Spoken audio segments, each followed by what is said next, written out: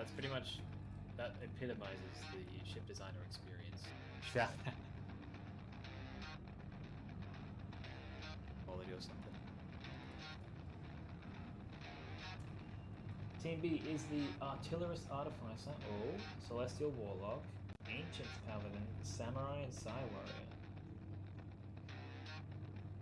I feel like I don't know much about Psy Warrior or Ancients Paladin, but I feel like they would have decent damage output, wouldn't they? Wouldn't that team have pretty decent?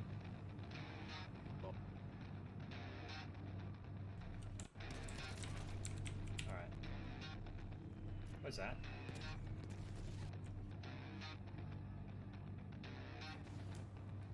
Get that bomb moving, boys! Oh fuck! Oh fuck! Help me!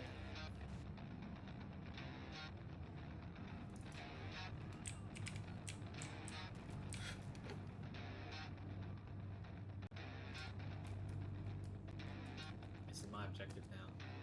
I hide. Oh, hexagons! That's a cool pattern. Very utilitarian. We must be in a prison. Whoa! What? He placed down some mines. I should go neutralize those mines the old-fashioned way.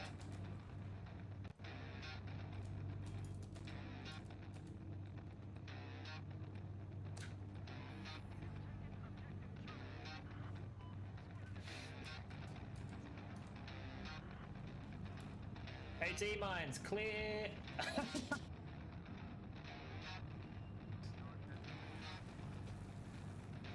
Yes! Slaughter down.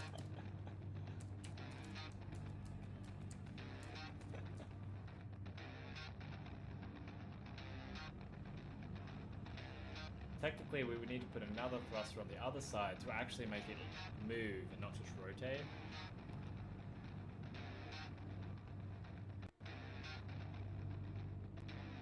Okay, I'll clip it since I have a feeling no one else is going to. Thinking about rocket-propelled asteroid kinetic munitions.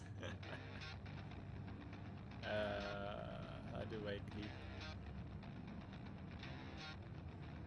4 viewers. Who have you somehow managed to roadkill? Yes, a double roadkill even. Hey guys, just drop him. He hasn't done it. Another double roadkill. What's going on? Why are they just standing there? This isn't how this usually goes. These people are brain dead. Oh man, that sucks.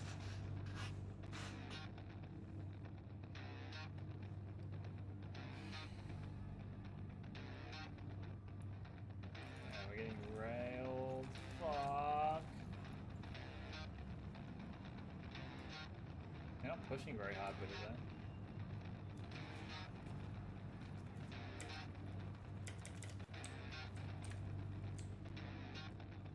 The heck?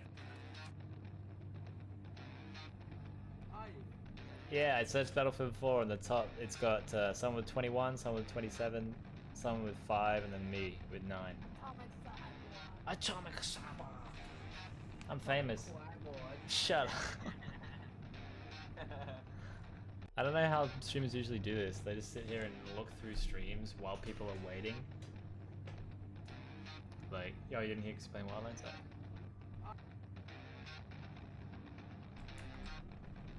Daddy. I mean...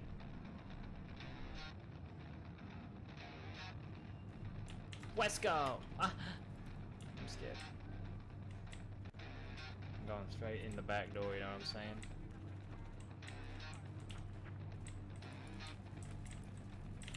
Oh yeah, through the stairs, that's the way you like it. I mean, Oh, they went that way. Boys, you heard it. We heard it. Get him! Oh, we got him.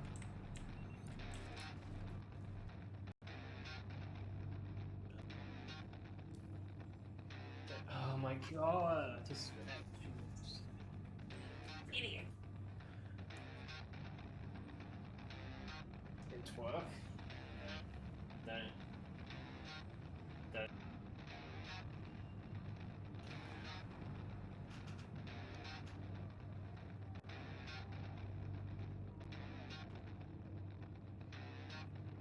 Yeah, that thing's kind of cool. Oh, I'm an engineer. Right, I kept forgetting. Oh, it's Crusade! Hey!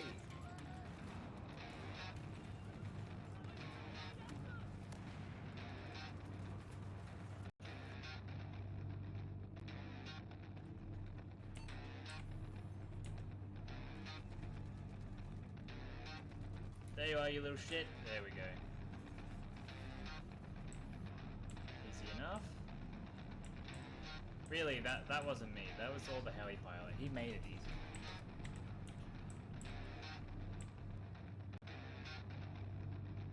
Guy who's not meant to be here. Well, put your hand up if you're not meant to be here.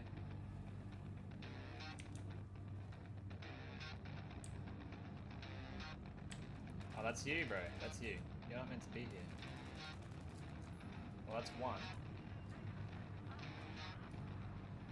What? He's right there. He's been hurt too. Come here. Come here, boy. Oh, he's weak. He's weak. He's weak. Come here. I don't. Oh wait, what? It's working now. Okay.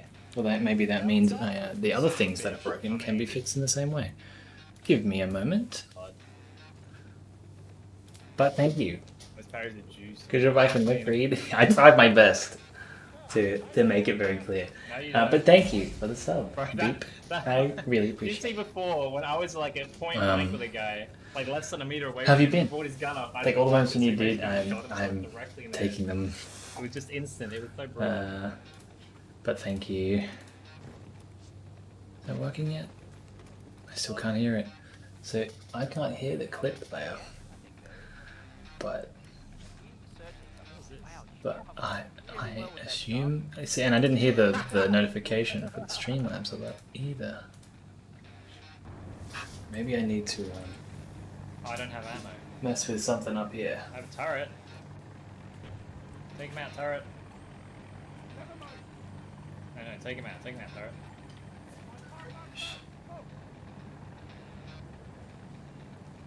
Alright, I'll try. Yeah, that's not working. Oh, it was an AI in the Still good that helicopter, Primetime has been bro. around, but it wants you this month. No wonder. Thank you. I have been chosen this month. I appreciate it very much.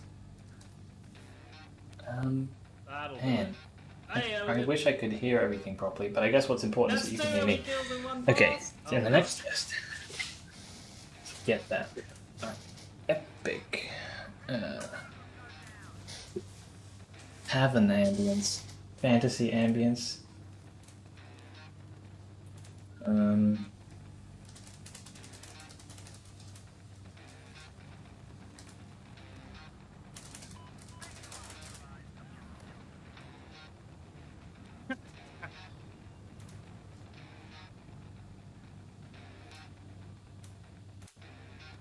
know. Oh, we are still Ruskies. Yes. Yeah, it's not exactly what I was imagining, but that's... Let me actually create a... That was so worth it. Man, I kind of want to quit that. fantasy. But there's no one here to... Ambient fantasy music. Oh, this is the one we did last time, so Go on, walk into it. let's just do this again. Damn it! Ah! How many bits for one sex? I'll Oh, like you it. don't have to spend bits on that either. But that's for a different reason, because... Is that coming through? I do it How could I know? I don't think it is. with all those reapers. Let me switch off the clips. Oh god, I thought Okay, that was screen some share. massive armored Transition.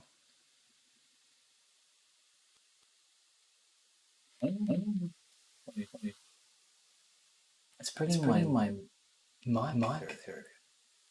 What the fuck? Hold on.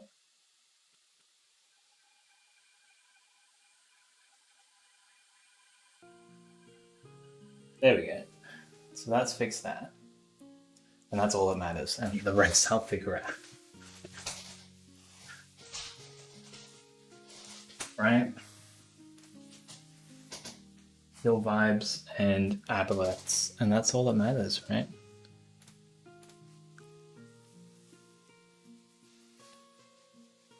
Yeah, just was googling pictures of an Aboleth. That's all that was. Let me bring this over here. I could probably put that up there as well. Nah. Okay, dokie. Aboleths. Also, before I get straight into it, how have you been, Boo? Let me get to that most important part. How have you been? How are you? You've been in a fight before? They're interesting monsters. Yes, they're very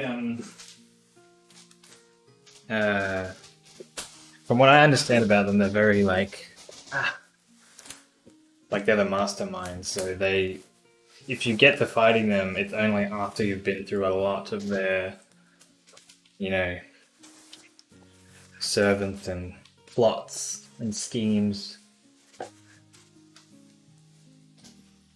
Unless someone rolls a really freakish nat 20 and they find the Aboleth immediately. Well, there'd probably have to be a series of nat 20s.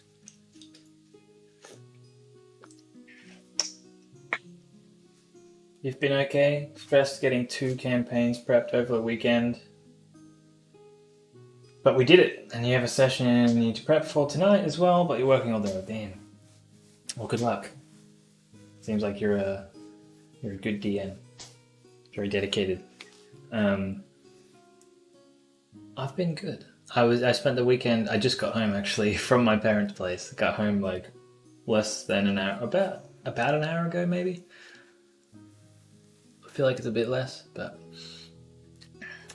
it was good. Catch up with family. Made some Lego with my uncle. It's very relaxing. I took today off work, so I could just chill. But yeah, I've been good. I'm looking forward to DMing again soon. I'm just waiting for some supplies. I don't know if I told you this last time. And you instantly thought about streaming for me? Oh, yeah. It's not like I'm on a very rough schedule that no one can predict.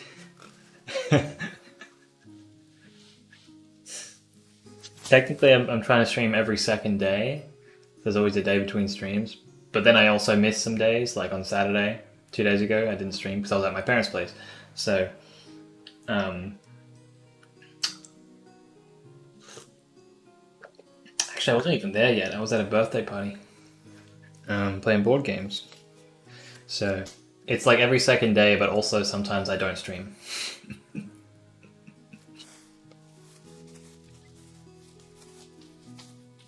Well, schedules are important if you want to, but I guess not schedules specifically, but being consistent so people know when they can find you again is pretty important, I would think. But considering how I'm not stressed about it because I can't stick to any schedule at the moment. I just have a lot of things going on, so don't worry. I'm not stressing about it.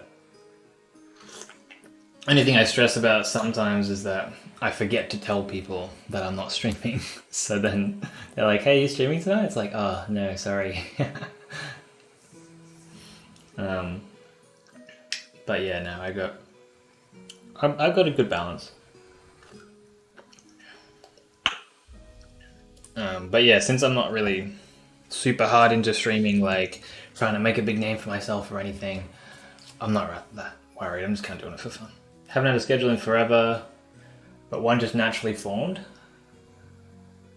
Still do random streams.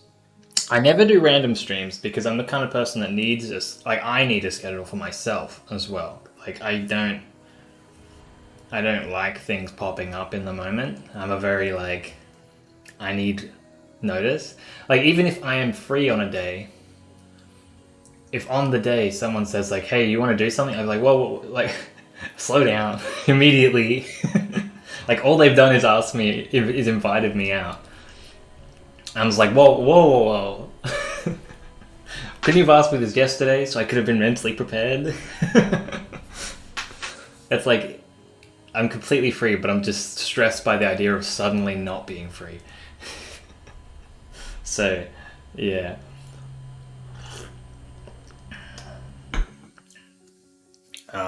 But I have it's not. Oh no, the cat's been chewing on my little letters. I have little. I don't know how well you'll be able to see them, but I have little tags that for each letter of the alphabet in the monster manual.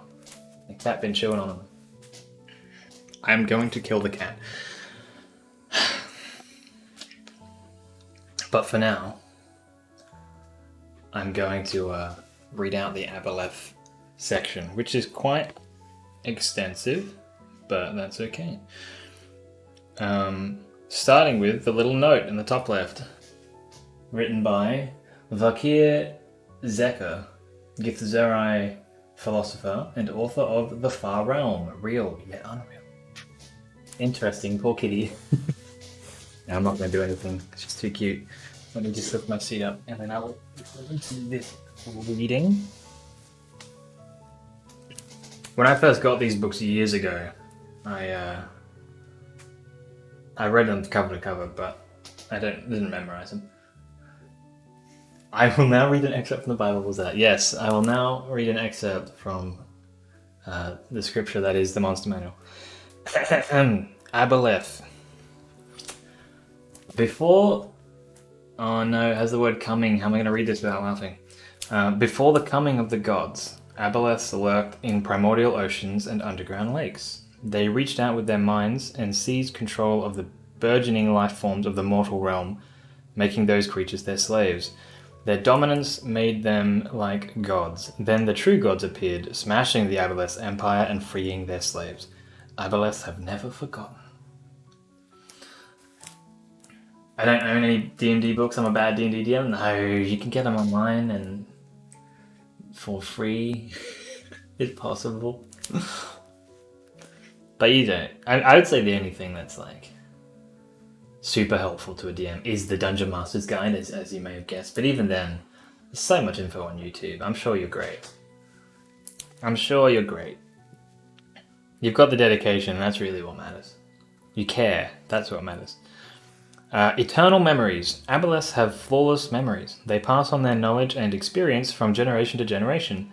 Thus, the injury of their defeat by the gods remains perfectly preserved in their minds. Right. Aboleths' minds are treasure troves of ancient lore, recalling moments from prehistory with perfect clarity. They plot patiently and intricately across eons. Few creatures can conceive of the extent of an Aboleth's plan. Better thing to say is I don't use them. Ah. You're more complimentary than my face.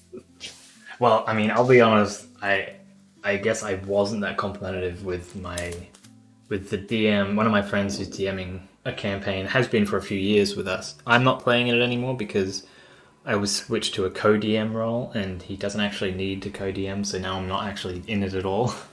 But that's because I'm really trying to focus on preparing myself to DM again, which is just as much actual prep as it is just me being like afraid, because I give people so much advice about DMing and it's been years since I've actually done it.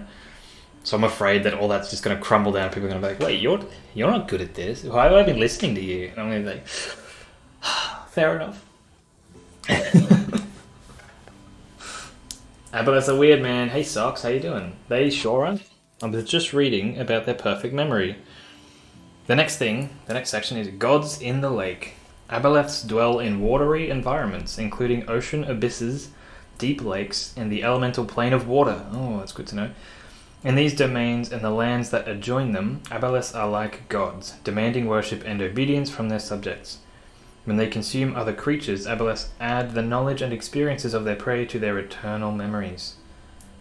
That's useful. I'm here for you if you need anything that might help. Thank you, Boo.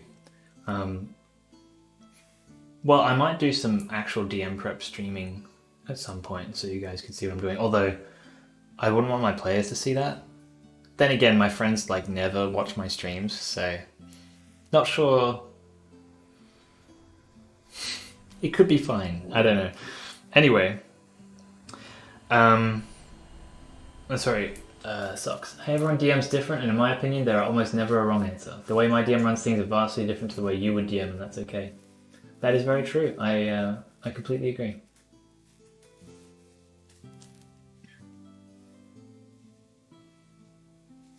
Now, true friends Yes. What was I reading? Shit. When they consume creatures, Aboleths add the knowledge and experiences of their prey to their eternal memories. Aboleths use their telepathic powers to read the minds of creatures and know their desires. An Aboleth uses this knowledge to gain a creature's loyalty, promising to fulfill such wants in exchange for obedience. Within its lair, the Aboleth can further use its powers to override senses, granting creatures such as its followers the illusion of promised rewards. That's very cool. We all have different DM styles, absolutely. And we all bring different experiences from outside D&D into D&D. I was just talking to my dad about this, actually. It really applies to everything, not just D&D, but like, I remember because they talk about it a bit in Brendan Lee Mulligan's Adventuring Academy, which I will reference a lot. Like, someone who knows a lot about cooking and food and nutrition, they'll have detailed the food and stuff in their world, in their D&D world. But if they don't know much about like military logistics, then they're just going to have armies that just go places, and they're not going to, and there's not going to be as much detail there, or it's not going to be as accurate, and that's okay. You just got to know your strengths and go with it, embrace it, and let it enhance your world. My DM kind of throws balance to the wind and just cranks the CR, and it's been working so far. Well, CR is fairly useless as a balancing mechanism anyway, so most experienced DMs, I think, probably do throw CR out the window, more or less. It helps a little bit as like a very vague baseline. The fairy with an assault rifle that can attack 3 times would agree with me, I assure you. Makes for interesting combats. I don't use CR in combat and I get some clutch fights.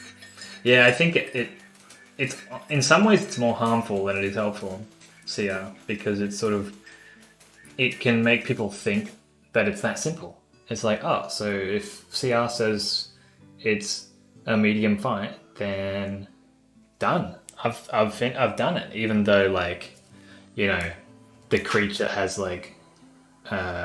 very little health and does heaps of damage, and the party just kills it in one turn. It's like, but it said it would be a medium fight. It's really, I don't think it really helps enough. It's not even good training wheels, to be honest. It's kind of just unhelpful, I think. I might, I'm open to hearing different opinions though about CR, but I think it's not overly useful to most people, even to new DMs. The most recent encounter was with an undead Hydra with only half the party, and the fairy kind of just soloed at level 5, CR being an 8. You have an assault rifle, is that even... It sounds like homebrew, right? In fact, even fairies, I don't think... they might be in an adventure, actually. I don't know what adventures bring to the table. I only have the core and the supplements.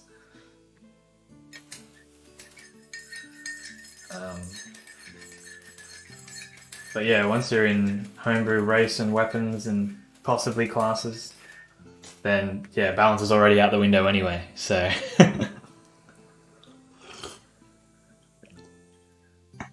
I mean, we all do our best, of course, to be balanced, but... What can you do? What can you do? But it sounds really cool. The Vampire Spawn Necromancer is indeed homebrewed just a bit. Just a bit. I don't remember what I was up to. Oh yes, Enemies of the Gods. The Aboleths' fall from power is written in stark clarity on their flawless memories, for Aboleths never truly die.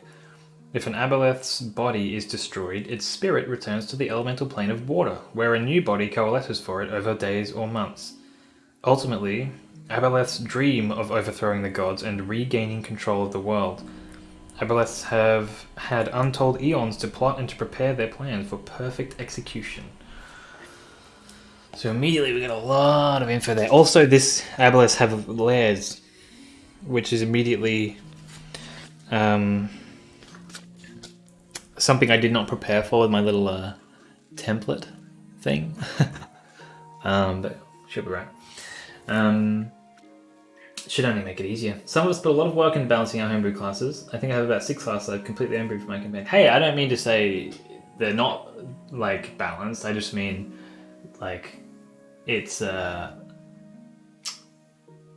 game is built for the classes that are in it, you know? So once you introduce new abilities and stuff, it's like you have to break some rules.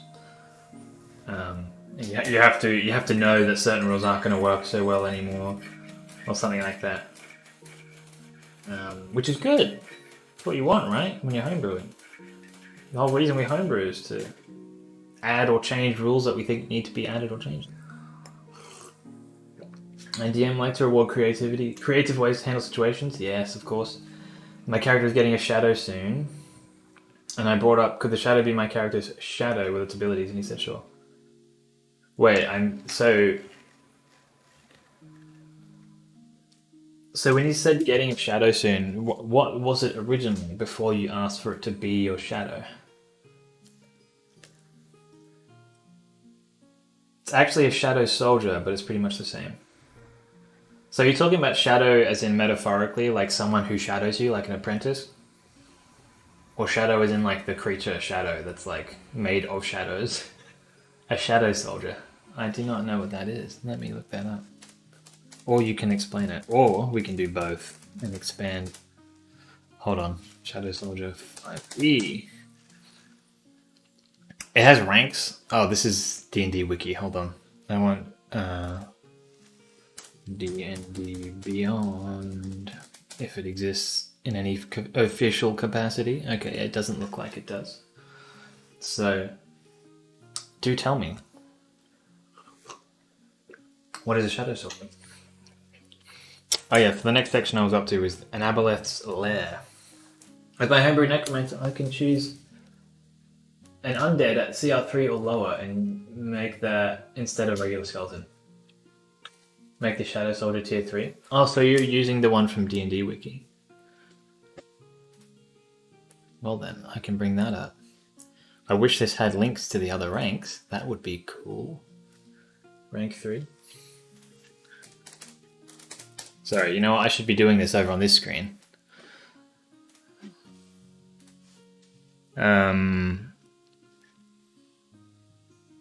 Necrotic strength drain. Oh, so this is literally like a shadow, like a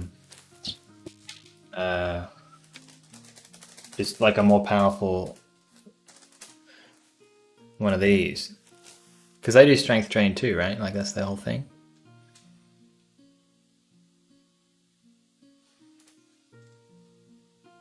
Right.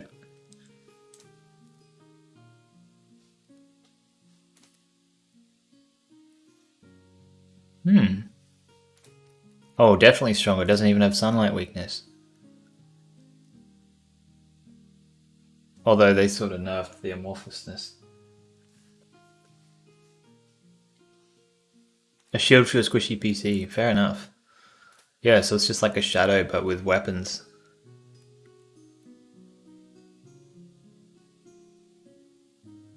That's cool. Very cool. Alright, I'm going to read the lair section. An Aboleth's lair. An Aboleth's lair in subterranean lakes or the rocky depths of the ocean, often surrounded by the ruins of an ancient, fallen Aboleth city. An Aboleth spends most of its existence underwater, surfacing occasionally to treat with visitors or deranged worshippers. Oh yeah, I was meant to start with the little note, and then I didn't do that. You flavoured it a bit. The Shadow Spear is an organic weapon that the soldier can create at will. Oh, cool. I guess I would have assumed that was how it worked. But I don't know why I would have assumed that. I guess because, like, Shadow Spear makes it sound like it's made of shadows already. Okay, I'm going to read this little note.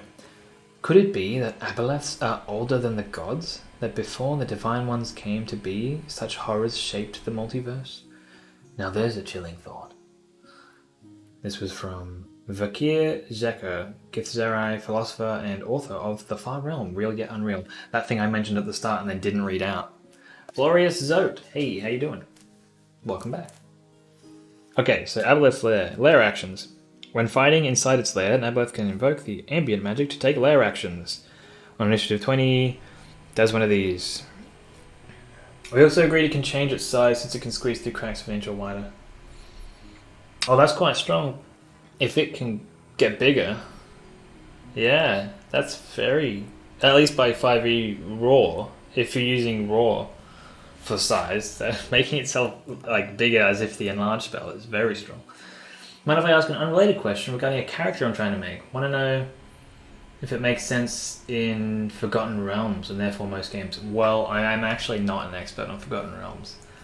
I am flattered that you think I might be. But I'll do my best, because I know a bit about what's in the books, the 5e books anyway. I couldn't tell you about previous editions, which probably detail Forgotten Realms a lot more. But I'll do my best. I'll share my thoughts. And if for no other reason than that I am curious to hear about your character. Stretching it a bit, but do you emulate it? No, it can't get bigger. Oh, okay, it's basically so it can be a puddle, blow my PC and guard him. Okay, yeah. That's fair, because getting smaller is only a nerf, other than fitting in more places, but that's not typically a massive advantage in combat. It's more of a roleplay thing, so that's cool. That is very cool. I'm going to read out the lair actions for Aboleths. How far in are we? Already 30 minutes. I haven't even written anything in Worldbuilding. That's fine. Last time I was worried about like adhering to my structure, but I'm a lot more chilled about it after having done one stream. I don't care as much. We're just chilling. Roleplay over ruleplay. That's some nice wordplay. The DM's creed. Fair enough. I think they both have their place, but I definitely...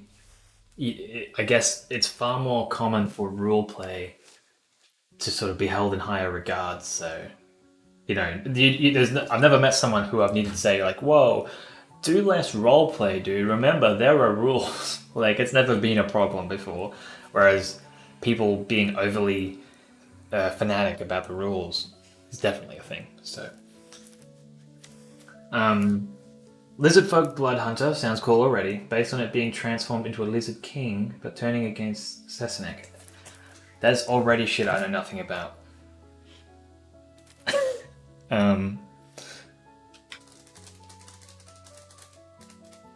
What is a Lizard King? Have you looked at the Forgotten Realms wiki? I assume you have already, but this is where I look for all of this stuff. A demon-blooded lizard folk who often ruled tribes of their non-fiendish kin. They served the demon lord Sessanek. What the other thing he said? Turning against Sessanek. Well, worshipped by lizard folk. So what does it say? It just says demon-blooded who serve Sessanek. Sessanek is a demon lord. I mean, to me, that sounds really cool because that's almost like a...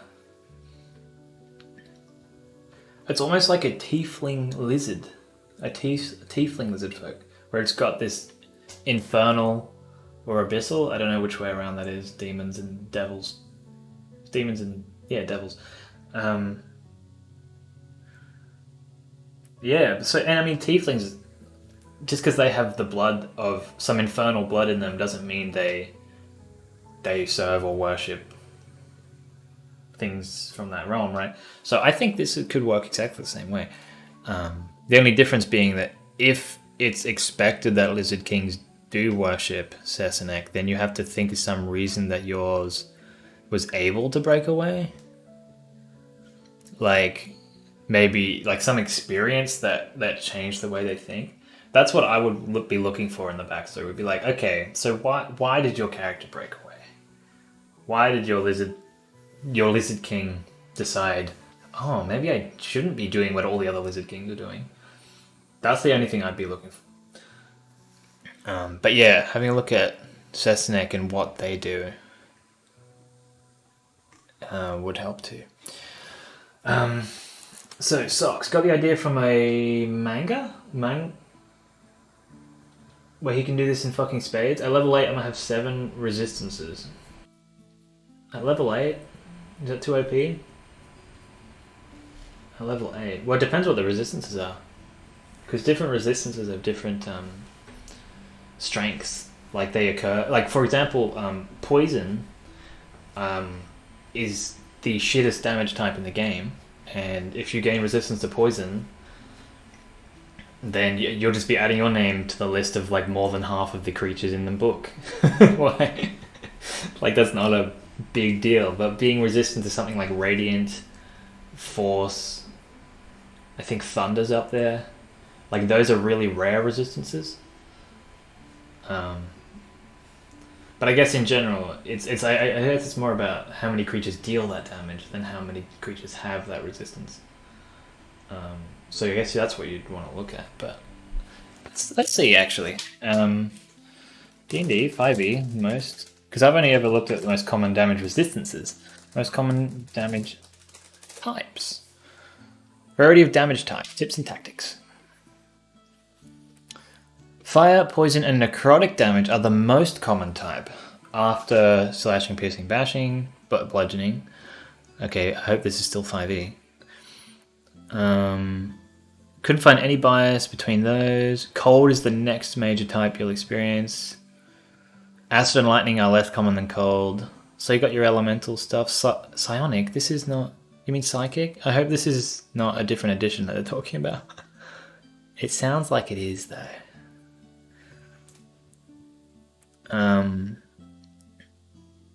Oh, he's just misphrasing it.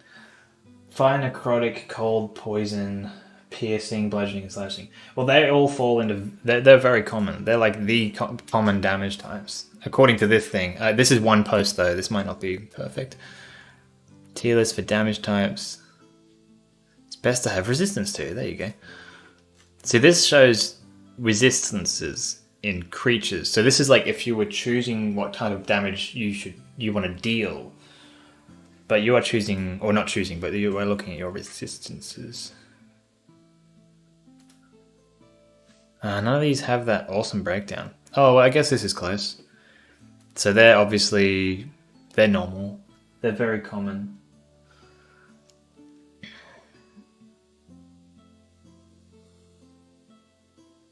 So I guess having those is awesome. Yeah, so piercing, bludgeoning, and slashing is big because so many things do that to you. I guess fire, poison. What are the other ones you mentioned? Fire and poison super common. Cold is super common. Necrotic's relatively rare, so, but not that rare. Like I don't know, because lots of undead do necrotic.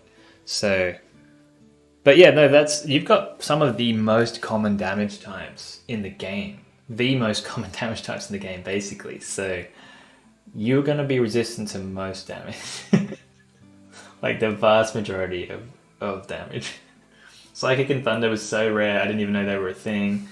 I just thought they were Force and Lightning. Infernal Constitution, level 8. That's how you get Cold and Poison. Fair enough. Yeah, well, but with those, you've picked well, your resistances, if you've chose them all, because they are very, very common damage types in 5e, so you will be resistant to a lot of things.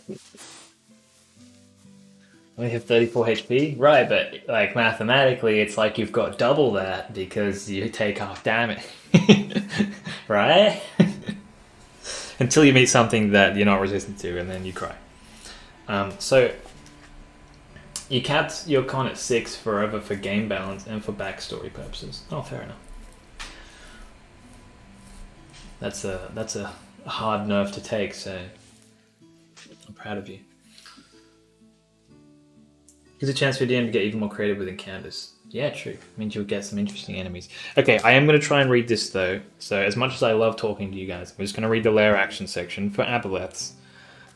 So the first lair action, the Aboleth casts Phantasmal Force on any number of creatures it can see within 60 feet of it. While maintaining concentration on this effect, the Aboleth can't take other lair actions. If a target succeeds, I'd have to look up Phantasmal Force now, but I'll do that in a sec. If the target succeeds on a saving throw, if the effect ends for it, the target is immune to this for 24 hours. Although such a creature can choose to be affected. Interesting that they would specify that. D&D Beyond. I'm pretty sure Phantasmal Force is that illusion that can actually hurt you. But I don't know super well. Wait, I kind of set up spells? Oh, well, there it is.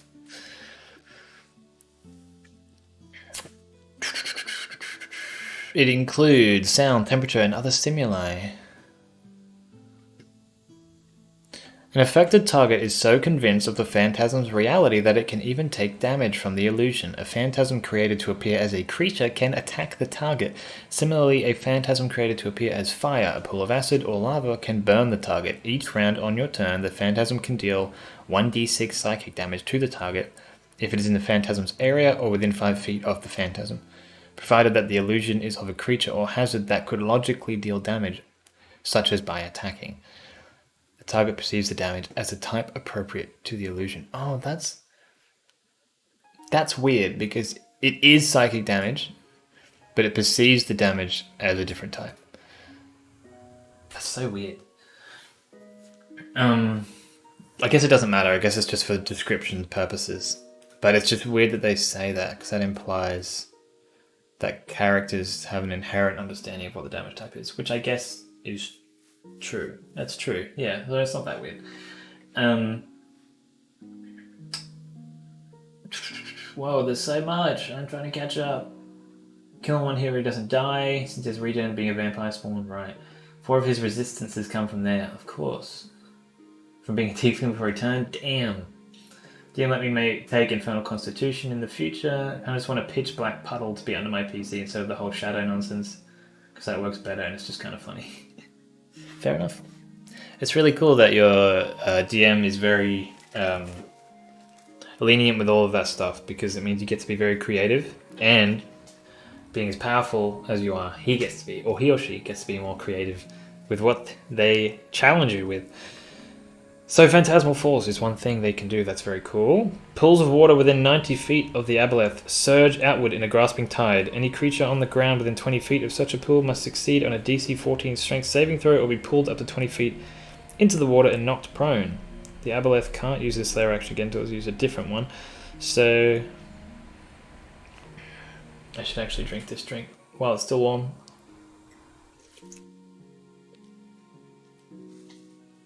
Yeah, Boob, I got that from it. At first I was a bit confused because I was like, that could be something. I think that's something if someone could use to break the illusion. Like they could be like, normally wouldn't this do more than 1d6? Or even if they don't know the dice being rolled, it might be like, oh my god, Blue. Hello, Blue. How you doing? Sorry, I haven't played World War 3 in a while.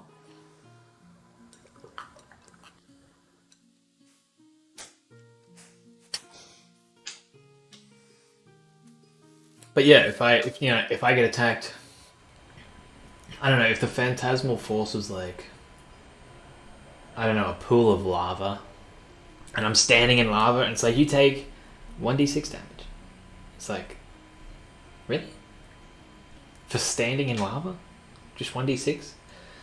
Like, that would be the kind of thing the player's like, damn, this hurts so much, but it should hurt more, right?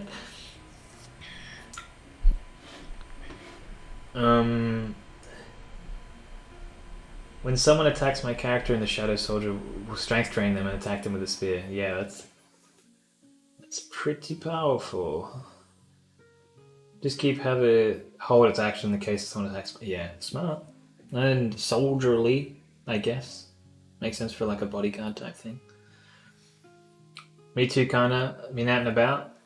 Fair enough. In a good way, been out doing things you want to do, or out doing things you have to do to pay the bills and stuff.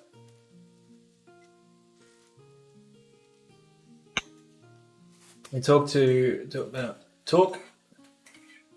my DM about your undead getting HP back with short and long rest. Ah, yeah, because that's typically just for players, right? Because it's all about like hit die. Oh no, actually creatures have hit die. So they should still work. Necrotic energy. Both, but is good. Fair enough. Same. Glorious Zode. Necrotic energy keeps it linked to the Shadowfell, and the Shadowfell in turn nourishes the undead.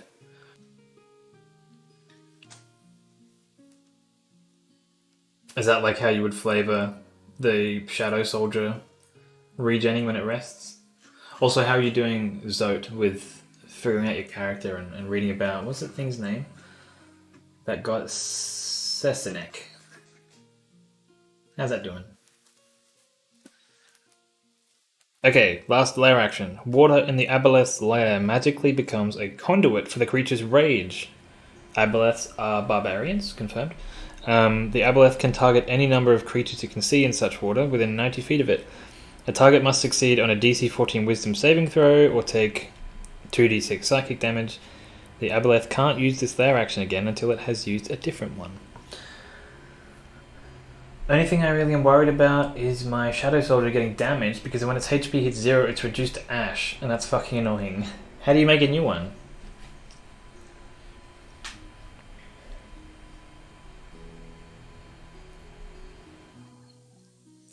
Pain in the ass on Hero Forge? Ah, fair enough. My friends have, one of my friends, 2 of them? I'm not sure. At least one of them has a 3D printer now. Actually, I think they've had it for a while. But so we just buy the model and then we send it to them and they print it. So it's only like $10. But then it's not colorful and stuff. You had to add the ash thing, the 0 HP reduced to ash, because the original homebrew was kind of vague about the whole thing.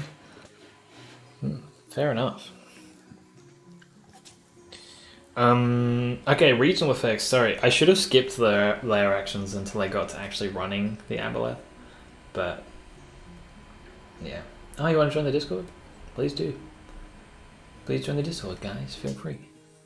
It's pretty quiet in there, so you know, there's not a lot going on. But I do have a D&D role that unlocks a D&D channel, which is currently fairly empty and inactive. But you know, I don't 3D print anything. I just make some random characters on it anyway. Oh yeah, and it's good to use it for portraits, to like pictures, so you can show your friends what they look like. It doesn't work. What?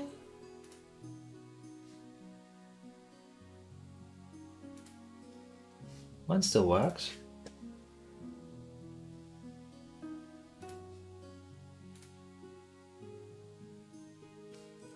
Also, just saw your Discord messages blue if you're still there.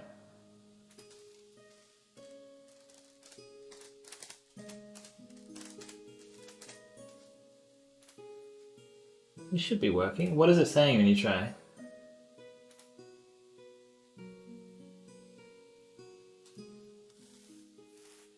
It's DM me the roles I want. Oh, that you want me to add to the server? What roles are they? Imagine this: a gnome, the Shadow Fox 145. Welcome. A gnome who's 8, who is a werewolf that the last will ensue. Are you saying an 8-year-old gnome that is a werewolf? Laughs are one way that can go. Depending on the tone of your campaign, that could be incredibly dark. Then again, they kind of go hand in hand depending on the group. Of course I'm here. Thank you, Blue. Watching Gaia play BDO. Oh my god, you're Gaia on BDO. Blue. All I know about BDO is that you and Curran were like obsessed to the point of like anger sometimes with that game. And I'm pretty sure it cost a lot of money. But hey, if you guys are having fun, that's what matters. An 8-year-old gnome who's a werewolf. Yeah, I mean, if your table's cool with that, then you do that. I don't think I would allow children characters when I'm DMing, typically, unless I was specifically trying to do like a we're all playing as kids, you know, thing. We were not addicted. We could have stopped any time. Says invalid or expired. What? Guess I'm fixing that. We're not learning about Aboleths tonight. No, Streamer mode enabled. That's okay. That's fine. Invites. Invite code. Oh my god. Where did it all go? I have to make a new one again. Okay. Let me make a new one. Let me make a new Discord invite. We'll get to the Aboleths eventually. Shit. I didn't just fall over. You fell over.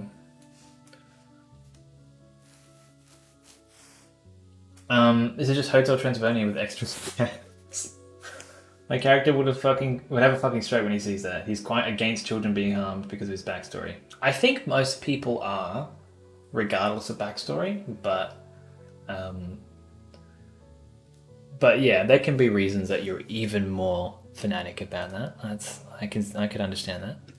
All right, I need an invite. Invite to general. Invite people and edit invite link. Expire after. Never. No max number of uses. Generate new link. Copy. I'm just gonna paste it in the chat. Change the title at this point. We're trying. I'm gonna get back to it. I was just kidding. But I just don't care very much about sticking to it right now. There we go. Alright. So now I have to use that as my Discord link. I'm not going to read a big essay worth of text out of Discord at the moment, but you know what? I'll fix the actual Discord command later. Let me get back to Aboleths. Okay. All right. So let me just do at least some quick notes so I got something out of this. All right. So where are they from? Aboleths. Feel free to help if you want. Bronze Draconic Bloodline Sorcerer is underrated with Transmute Spell. Can you explain why? Because I'm not an expert. By streaming, I know it seems like I'm automatically an expert just because I've got a channel and I'm streaming about D&D, but I don't know any more than the average person. So, can you tell me why that is underrated with Transmute Spell? I would love to hear it. Aboleths lurked in primordial oceans and underground lakes. So they've always lived on the material plane? Is that what I'm supposed to understand about this? I think I would have to understand more about how the universe was formed in the Forgotten Realms. But let's just say ancient... What is it? Ancient oceans and underground lakes. Before the gods. Oh my god, nice job. For anything of the plains? Question mark? Not sure. Because they live in the plane of water as well. Full feature in the general chat? Okay. There is a you can do /roll add adventurers, and then there's a D&D channel, but this is okay for now. I'll get to that in a hot minute. I just want to take some quick world building notes before I've spent an entire hour and made no additions to this document. Where could they be found today? Well, the same place, I suppose. They've lived there. Well, we don't need that. Let's split them up though, because that's interesting to have two different sort of, because they are different. Oceans and underground lakes. Underground lakes is like Underdark. Oceans is like, you know, pirate themed adventure. That's not a pirate accent, is it? That's okay. I forgive myself, and that's what matters. Your PC could go to the bottom of the ocean because it doesn't breathe. Well, breathing isn't the only thing you need to go to the bottom of the ocean. You also need to be able to survive the crushing pressure of the ocean. Which, with all of your damage resistances, maybe you can for some time. But, Depends. Depends how they run that, because there's no rules in the books for the crushing depths of the ocean, I don't think. So your DM could just say, it's magic water, you're fine. Well, especially with Tempest Cleric, Channel Divinity, it always does max damage. Then with Hallow, they become vulnerable to it. So now if you do 7th level Transmuted Fireball, you are doing 11d6 damage plus Charisma mod times 2. That sounds very good. At what level are you doing this? Like at what level? What level would the character have to be to do that much damage? And how many times can they do it? Between short rests, let's say. That's the real test. If they can do it once between long rests, then it's okay. But also it depends very much on what level the character is, because if you're doing that at a very low level, then that's pretty strong. If you're doing that at level 20, it's like, it's good. It's good. What do they do? Okay, so eternal memories, gods and lakes, enemies of the gods. They dream of overthrowing the gods and regaining control of the world. They spend literal eons crafting. See, this is why I also struggle with the idea of sending players to actually fight Aboleths, because it's like, are you trying to tell me that somehow this creature that has lived since effectively the dawn of time and has been planning everything meticulously since then is now just going to be thwarted by some ragtag team of adventurers who stumble upon its plans? Like, I don't know, for me that really undermines the threat of the Aboleth. I think what would be better is instead of killing it, you fight it and it escapes, and that whole fight was part of its plan. I think that would make more sense. At least until you're a very high level, and then you're actually at the level of, like, you know, I guess like up to like level, you have to be in the teens at least, I think, for me, for you to be worthy of killing an Aboleth.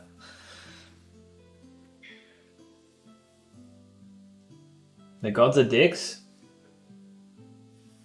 Possibly. I can do it reasonably 4 times at 20. But I can do lower level spells similarly with the same setup. 2 times at level 11. Is that between short rests, Shadow Forms?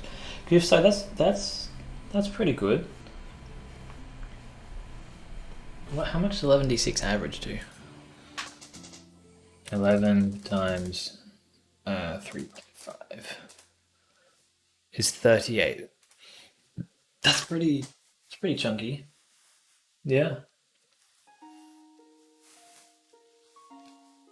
It's pretty nice. Crafting plans. You slay and overthrow the gods. So, very dependent on exactly how gods can be killed or overthrown in your world. Because if in your world gods are just actual omnipotent beings that can't be touched by mortals, then it's like, does this Aboleth need to retrieve some sort of item? Does this Aboleth need to create a scenario where one god kills another? Does this Aboleth just need to make people stop believing in gods? That's a very common thing, right? That gods are powered by belief in them. So maybe, like, what does it actually have to do to overthrow the gods? That's a big kind of question mark on this one. Depends very much on the world. Instead of fighting, make the Aboleths strike a deal with the players. Getting the Aboleths is the tough part, I would think. Absolutely. And striking a deal, I think, yeah, if it's at the point, I think depending on when they encounter it, it either needs to be like, this was all part of my plan, or it needs to be like, these characters became far more powerful far more quickly than I expected. I need to bargain my way out of this. Or it can be like, because they end up regenerating in the plane of water, it depends whether they really need to die or if they just need to be destroyed in that moment. Like if the PCs are really going to try and hunt down this specific Aboleth, then they'd have to then go to the plane of water and finish it off. 11d6 is max damage with the channel divinity. Oh, it's maxed. Oh, maxed and doubled. I forgot that. Sorry. So 66 times 2. Sorry. Yeah, that's I can't do maths. What is that? 120, 136? Is that 136 damage? 11 times 6 is 66. So 66 times 2 is 132, not 136. I don't think it's 136. 132. Okay. That's very big.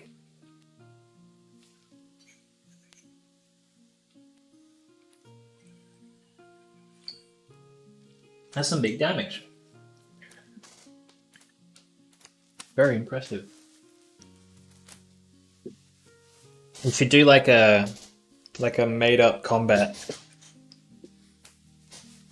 and sort of like play test it. That'd be cool. Why do they do it? Because they once ruled the, I'm gonna say material plane, because it's sort of not clear in the monster manual anyway, which I'm using as my only reference.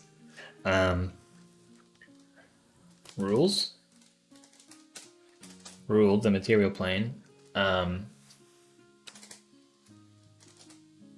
but the gods showed up and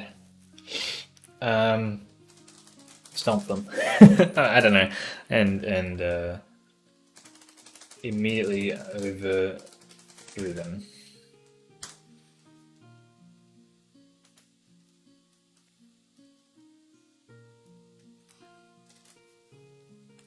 How do all previous points combine into a collective personality for these creatures? Aboleths are... Ooh. There's a lot to them. What does Hallow do, Shadow Fox? I'm not familiar with Hallow. Because the gods are dicks. That's the reason. Yeah. I mean, from like a god perspective, it's just new leadership. It's just the earth, the material plane's just under new management, right? So like, why are the gods better than Aboleths? This is like the Aboleth's toy, and then they just took it away like, no, it's ours now. So yeah, I mean, you're not wrong. They did create everything on the material plane, and everything there should be grateful to the gods. But the Aboleths are like, why'd you go and take my thing and make it something else? That's not mine thing anymore. Give it back. It's like if you have all this Lego and you create all these sort of situations where the little Lego people are like dying or in pain or whatever. I don't even know if that's what Aboleths did, but let's say they're just super evil for the sake of the discussion. But they're not. But they create it with their own Lego. They're like, this is my Lego. I'm gonna make bad shit because it's my Lego. I can do what I want. And then a bunch of people come along and just are like, no, we're gonna take all this Lego and we're gonna make a diverse world full of good and evil and law and chaos and all sorts of things in it. And Aboleths are like, give me my Lego back.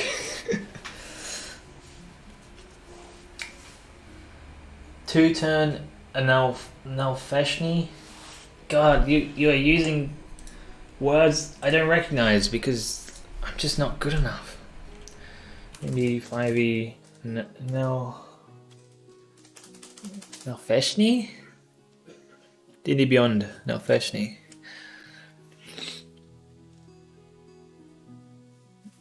I understand why I hadn't heard of this, because who the fuck would use this creature in their game?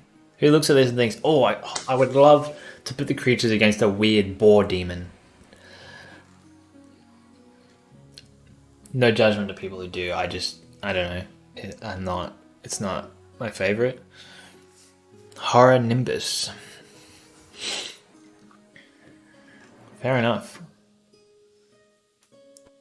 So where did you say it was coming from? A fireball. So they have low dex. So yeah, they would. They got +0 to that dex save.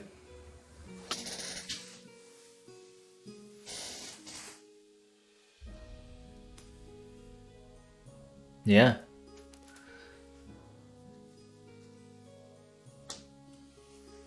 You could probably do it in one turn if you were actually, you know, thinking about your teammates and letting them do damage. They would easily fill out the rest of its HP, right? 8 Skelly Boys with +7 to attack rolls and a Shadow Boy. Damn, how does your DM like manage that in combat? Do they roll for each of the Skelly Boys, or do they sort of handle them as a group? Or do you, as when you do it, do you? Because I guess you would manage them, right? Because that's a lot of things, and that's just one player. If every player had pets and allies and shit, that's a lot to track. Logistically. Aboleths are... I don't want to call them arrogant, because I don't think they would be, because they have so much knowledge, it would be almost impossible to be arrogant. Because, like, they have seen and experienced so much success and failure, you know? Like, I don't think they would be arrogant. Not like a beholder, right? Beholders are so vain, right? And an Aboleth is like, it genuinely knows so much. It's like super intelligent. So it wouldn't, its ideas wouldn't come from a place of arrogance. I'm gonna say that. I'm gonna say hyper intelligent and vengeful. Vengeful beings who spend all of their time manipulating others into serving them and furthering their millennia spanning agenda to retake the material plane. I like to focus on the material plane, even if that's not explicitly stated. I am going to stick with it. A tangible location or settlement. Well, okay, let's go with underground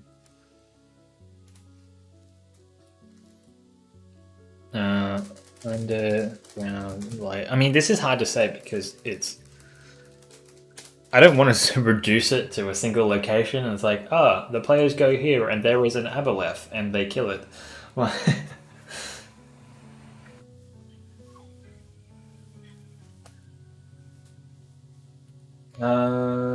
That's your. Oh, hold on. Just roll the Skelly Boys at once. Take the ones that hit, then roll the damage for them. Yeah, fair enough. After that, take the Shadow Boy and roll his. Over up to 7th between sessions. Ah, yes. The GM would kill them so quick they didn't want to use both my 3rd level slot 22 Skelly Boys. So, if you want to learn lore fast, you should check out Mr. Rex. Oh, I'm mostly doing this to interact with you guys. Like, I'm here to sort of share the experience and focusing on the book itself and doing it for myself, you know. But I will be doing a lot of, when I'm actually, like, this isn't all I would do for prepping a campaign. Oh, thank you for the follow, by the way. I'm not hearing the notification because the shit's broken and I don't know why. But I saw it pop up. Thank you, Shadow Fox. 8th level Bronze Draconic Bloodline, Mark of the Storm Halfling, who is dumb and is really good at crowd control. Fair enough. But yeah, with the... Something I also really want to do is do a full-on, like, deep dive into each creature, because what I... And this is not necessarily something I would do on stream, because it's when I DM my next thing, I'm very into, like, folklore-y stuff. Like, each creature having, like, a very personal and sort of small-scale story to them, like, localized to a particular region. Less of the sort of save the world and the multiverse against the gods and the Aboleths kind of shit.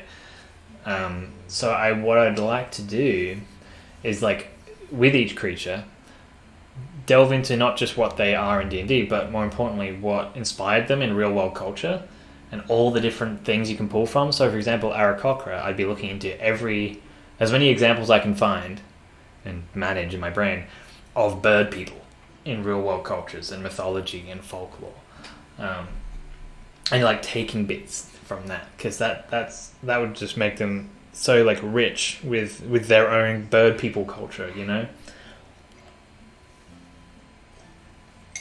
So that's what I want to do for when I eventually get around to running something. I want to make a world that's like, wherever you go, there's some sort of local, you know, folklore thing that exists, and it doesn't necessarily relate to anything outside this region. It's like a self-contained little fairy tale that you're sort of walking into and participating in. Weirdly, not unlike the world of Shrek. But more commonly, I compare it to like The Witcher. And there's a show on a very old, it's oldish show currently on Amazon Prime called Jim Henson's The Storyteller, which was just amazing. Made me fall in love with practical effects over CGI. What's another example? There's another one I was just talking about recently. Oh, The Sandman, recent show Sandman. You guys been watching that on Netflix? Toss a coin to your witcher. Oh man, that I was singing that I think everyone was singing that for so long after it came out. Yeah, The Sandman is another good one where it's like, although that does get a bit save the world kind of, most of the stories are very like specific and weird, little fairy tale, right? Like it's made up of that, especially for Dream. Yeah, I just love that very personal touch, and like each element is its own self-contained thing and not just a plot device or serving some greater force or whatever. Okay, anyway, Fireball sucks on enemy magic. My DM has my race as Vampire Spawn / Tiefling. Half elf. Oh, half elf Shadow Fox. Okay. Socks is a halfling. Ah. Thank you for the follow, Socks, by the way. I appreciate it. I wish I could have heard the bidding noise, but I really want to fix that. But anyway, not a big deal. Yeah, so that's where I want to go with it eventually. So eventually I'll revisit the Aarakocra. I'll revisit Aboleths, I guess. I don't even know where to start with them, but that'll be maybe a separate thing. Yeah. Shadow? Yeah, I mentioned Shadow. I thank Shadow for the follow. But thank you for checking in. And just in case I didn't, thank you for the follow again, Shadow Fox 145. The Shadow Fox 145. Followed 3 minutes ago. Thank you for the follow. Okay, where was I getting at? Underground Lake. That's it. That's a tangible locational settlement. Okay, but I guess I can take from this stuff, right? Underground Lake.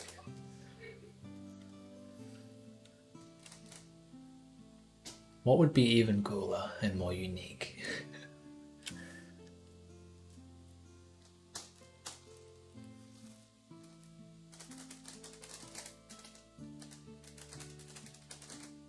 Equivalent to the, what's it called? The Mariana Trench? Mariana Trench. I'm probably misspelling that. Yeah, that's it.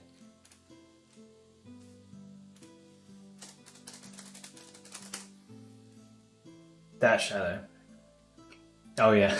Oh, maybe he was talking. I don't know. Blue is a madman. He could be talking about anything. Mariana Trench.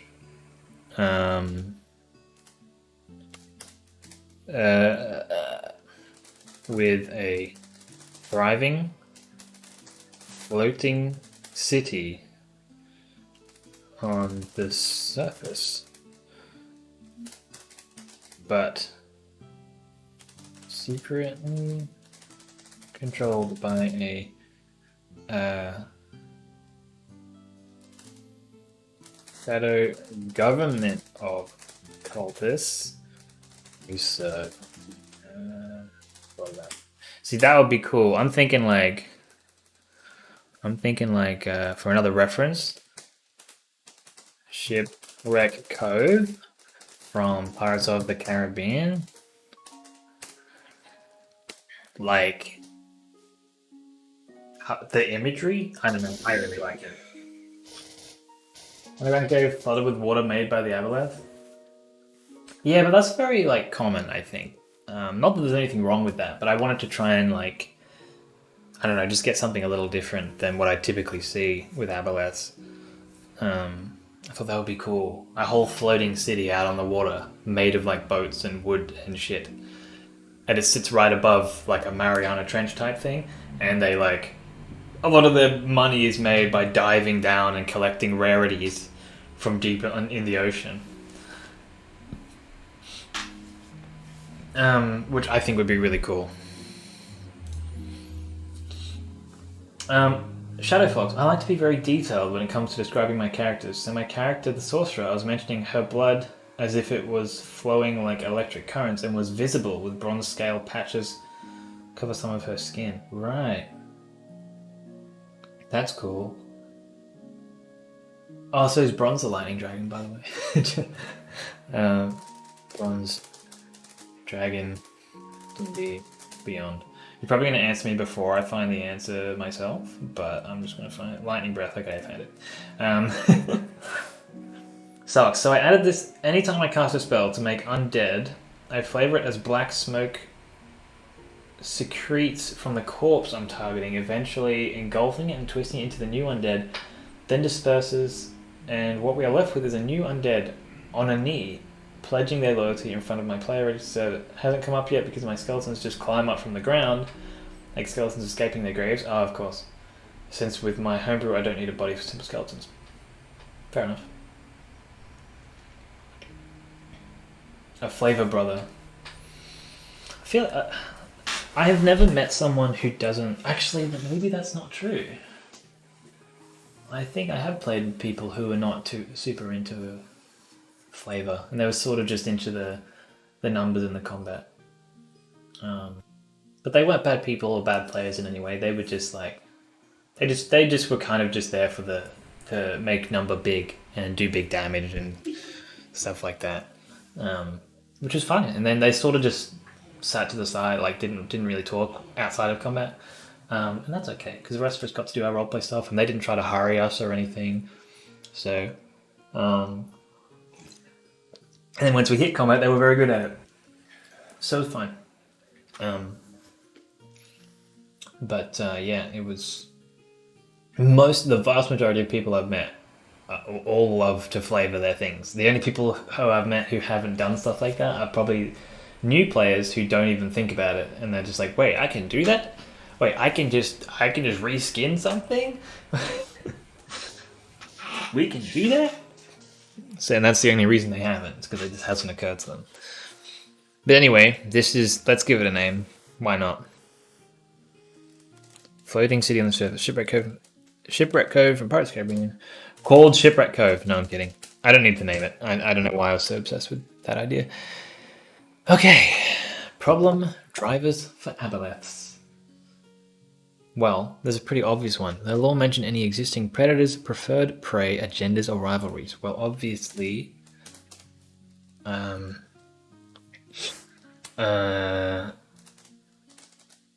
acquiring whatever MacGuffin they need to kill or subdue gods.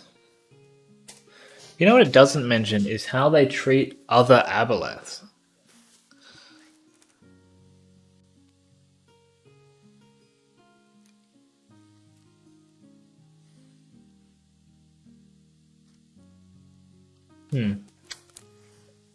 Because I would imagine they would be more than happy to...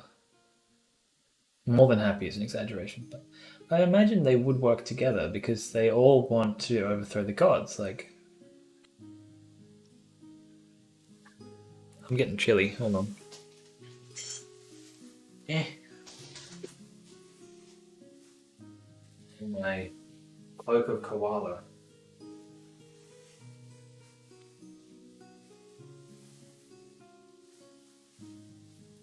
I'm gonna get warm up in this bitch. Okay. I'm back. This is my koala cloak. While I'm wearing it, I'm indistinguishable from a normal koala. That's the mechanic. It's my homebrew item. I just invented it. I know, very creative. Put a lot of thought into the balancing on that one. See, this is not enough for me because it depends so much on how you handle gods in your world. So I wanted something else. Predators. Let me actually bring it up here. Aboleths in the Beyond.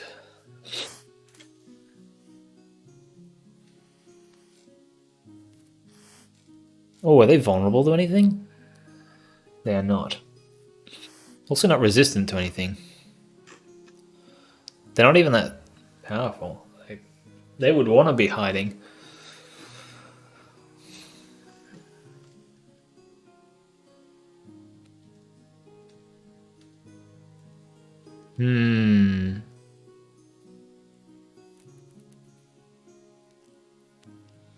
I mean, they're weak to gods. They would hide from gods. Let's see if cute I want. Thank you. It was a gift from my my sister-in-law, I guess is the term. My older brother's wife. And she also gifted me. Well, she made this little. I don't know how well you can see it. Hold on. This little watercolor thing of BMO from Adventure Time. She made that for me, and I love it so much. They're like the only two gifts she's ever given me, and they're two of my favorite gifts ever. So she's very good at gift giving, I will say.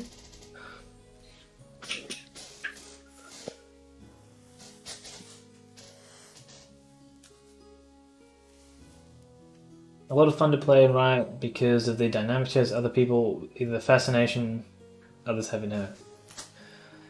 Cool. So, I'm thinking, I'm going to add something else here. Hiding from the gods. Because clearly the gods can easily kill these things, right? So,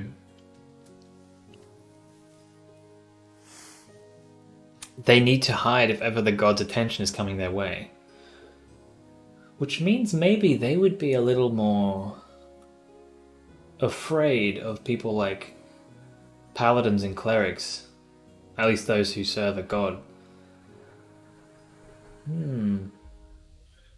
Interesting.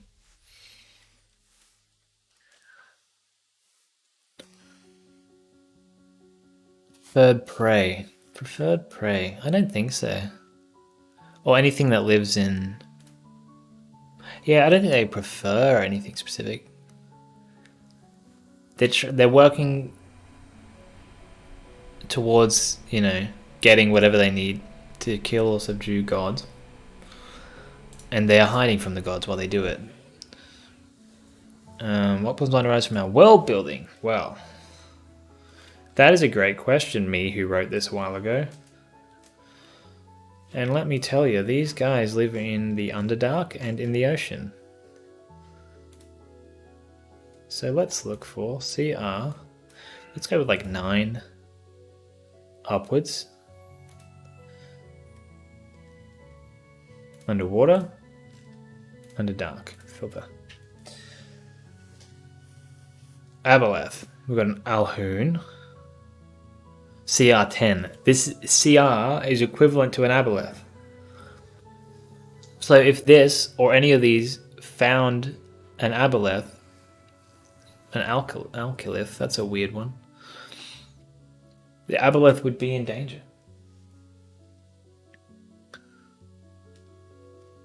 But why would it, I don't think the Alhoon would have any reason to do that, really.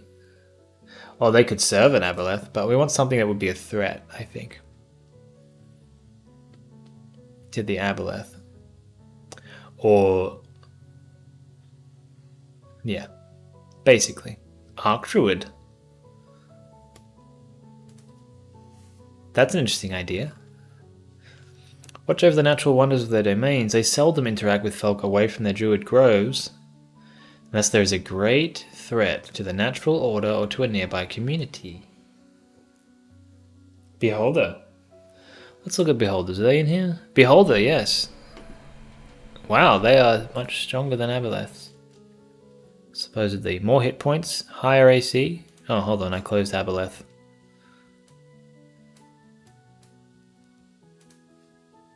Yeah. Damage output's probably higher. And all sorts of shit to an Aboleth. What kind of saves are they making? Wisdom, Con, Wisdom, Dex. Con, Strength. Wisdom, Dex. Dex. Dex. Aboleth has -1 on Dex, so that's a lot that the Beholder would fuck them with. Yeah, I see the Beholder potentially winning this fight. Enslave, Wisdom save, Beholder has +7 to Wisdom saves. That's pretty good. That's pretty good compared to the -1 that this has on Dex, and only +6 on its own Wisdom. So yeah, I see a Beholder winning that fight, probably. Yeah, most of the time. That's an interesting one. Yeah. And they live in like the Underdark or whatever, right? Where do they live? I don't want to get into a study of Beholders.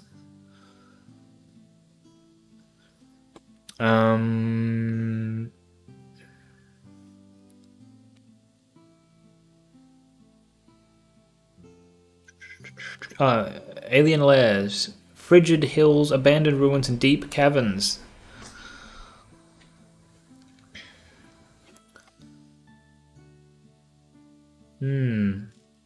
I see that working, along with Arc Druids.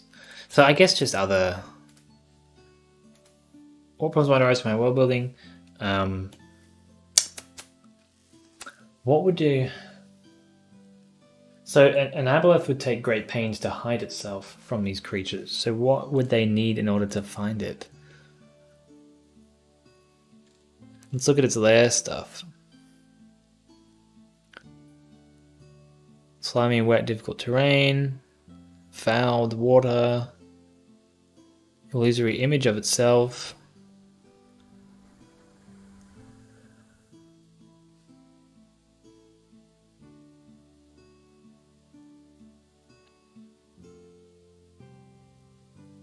That would be cool. To set up what you think is a boss fight. So this thing, sorry, I didn't read it out loud. I don't know if you guys can read. But it can create an illusory image of itself within 1 mile of the lair. So you could have people, you could have a fake lair. How cool would that be? And you have to fight through all these minions, and then someone in the middle of the fight is like, I'm going to take a shot at the Aboleth, pull back their bow, or fling a spell. And it does damage, and where is it? If the image takes any damage, it disappears. It instantly disappears. And I was like, what? I did like 6 damage. So they know it's fake. It was all fake, and that wasn't the real lair. And the Aboleth instantly knows it maybe needs to relocate. And it gets instantly also gets an idea for how they fight, what abilities they have. So that would be pretty fucking cool. I better write that down, actually. Hostile and smart is what it is. That's pretty much the only type of Aboleth that exists, in my opinion. So I'm just going to delete this stuff. I guess it could be stupid, but no. This is like explicitly an extremely intelligent creature. So let's just go with hostile and smart. Let me just note also. Oh, actually, really, the notes I'm thinking of would go down here in actually planning an adventure. fake lair.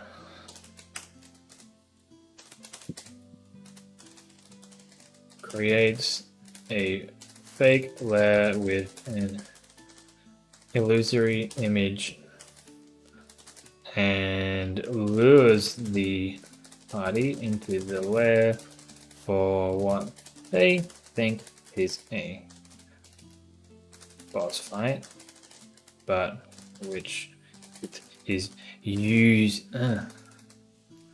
But the Aboleth is using urine, using it to gather intel about them and construct more effective defenses, or simply relocate.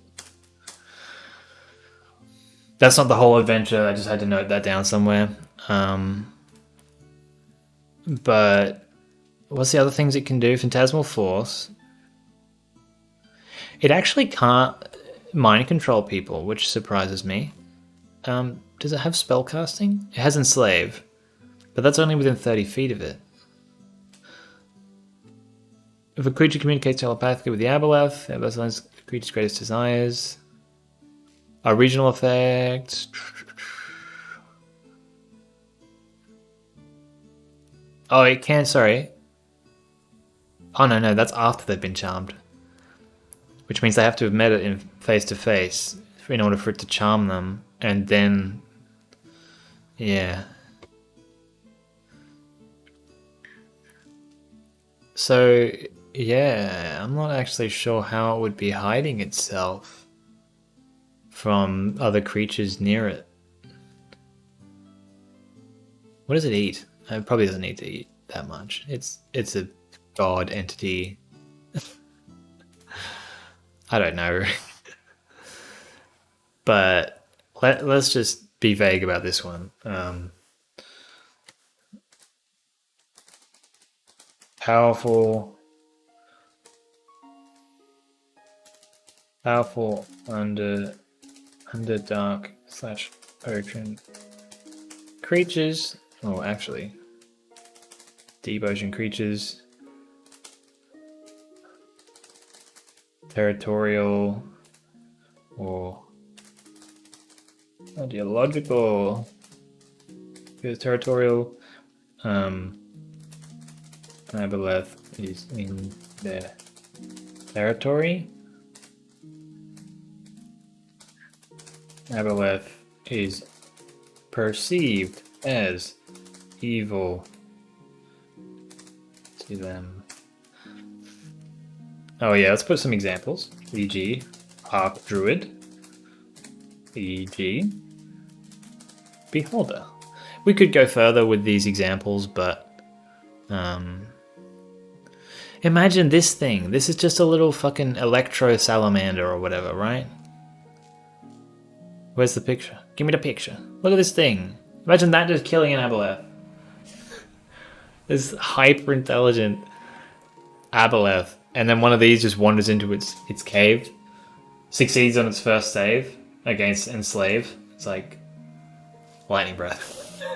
Just kills a fucking Aboleth. But I guess that's why the Aboleths are so smart. So they would have many defenses. Many. But yeah, so that I think that's enough just for like the quick little notes we're doing on that. At this section, I mean. But how does killing or capturing the PCs further the Aboleth's agenda? The PCs may be drawing attention from the gods. Actually, hold on, this isn't even it.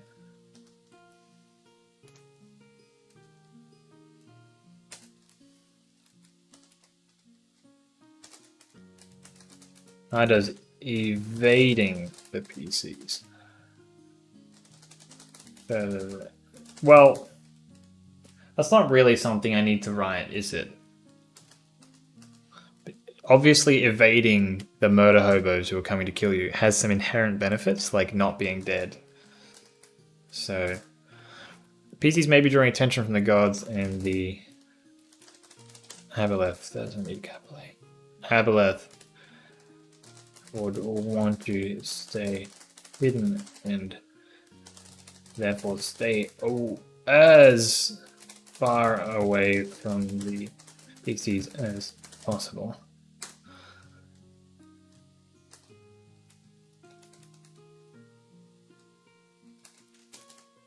In which case, this is not a very well structured sentence, okay, but it gets the point across. Killing or capturing the PCs further their agenda. I think this should be how could killing or capturing the PCs further their agenda. It could if the PCs have a clue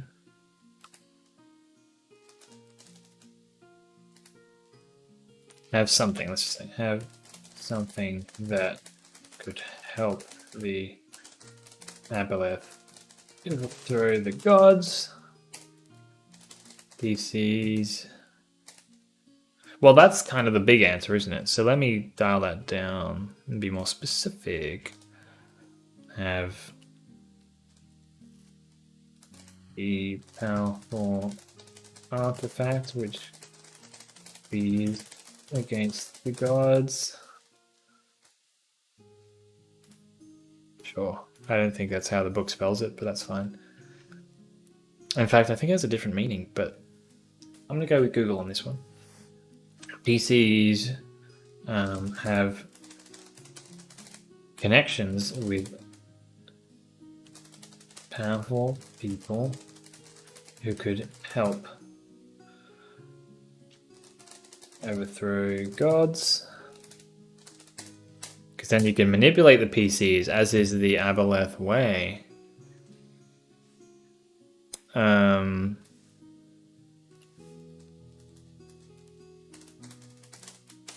Killing,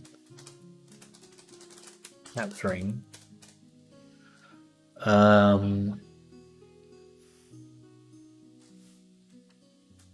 also capturing the PCs. Oh no, this would be killing, because when they killing and eating have knowledge about a god's weakness.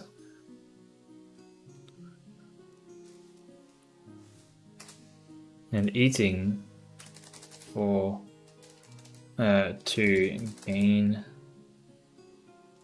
the PC's knowledge. That's all right. So I think piecing what we have, mark the info from the worldbuilding section, create a hook, a specific setting, an objective, and 2 or 3 challenges. So,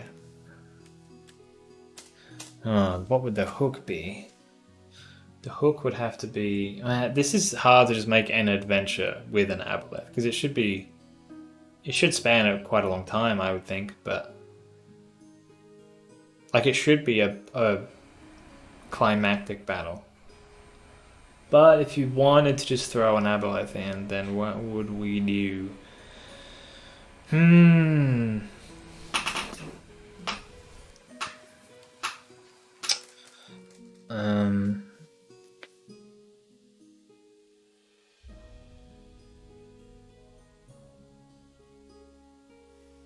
I just realized something really cool, which is that in some mythologies, the Tarask is capable of killing gods, like a weapon. It is a weapon against them, in fact.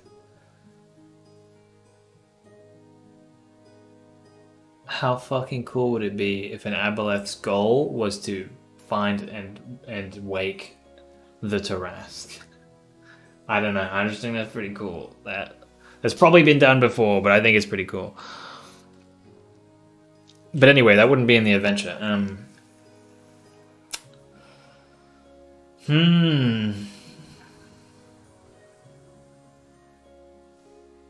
Book. That's right. Book.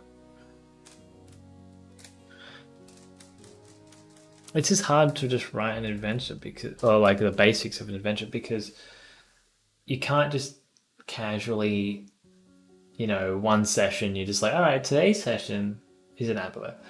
I mean, you can. I don't like the idea of it. But you totally could.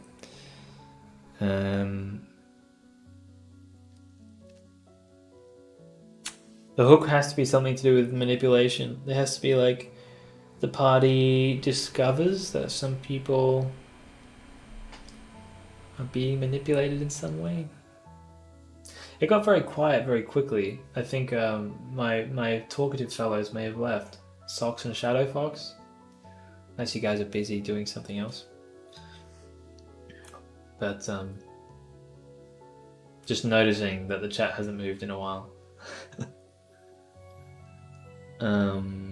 Oh, you know what? I can bring the chat back. Yeah, hold on. I should, shouldn't I?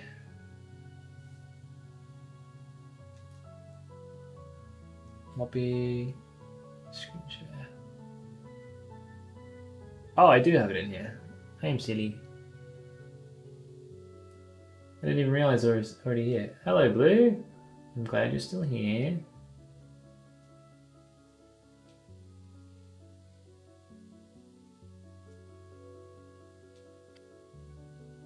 Bitch. Not you, Blue. Where's the arrow keys? How about I just stand up instead of trying to use this laptop without seeing the keyboard?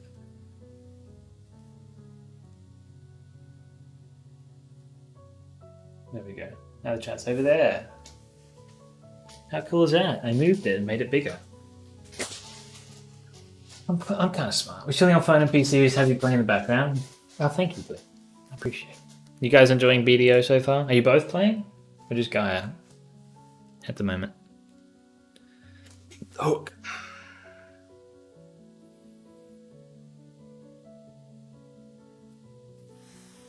PCs are... Yeah, it has to be already are investigating a shadow government and follow one of the politicians into the Underdark. Oh wait, we want to use the location. A shadow government, and let's just call it Shipwreck Cove for reference. And follow one of the politicians.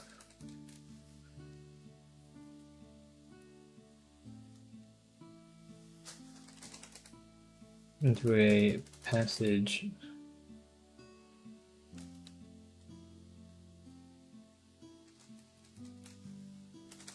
Down into the depths beneath. We swapped heat play now? Ah. Cool. I assume I'm talking to Gaia then, in which case, how are you finding BDO? If I'm not talking to Gaia, how is Gaia finding BDO? Down to just beneath the city.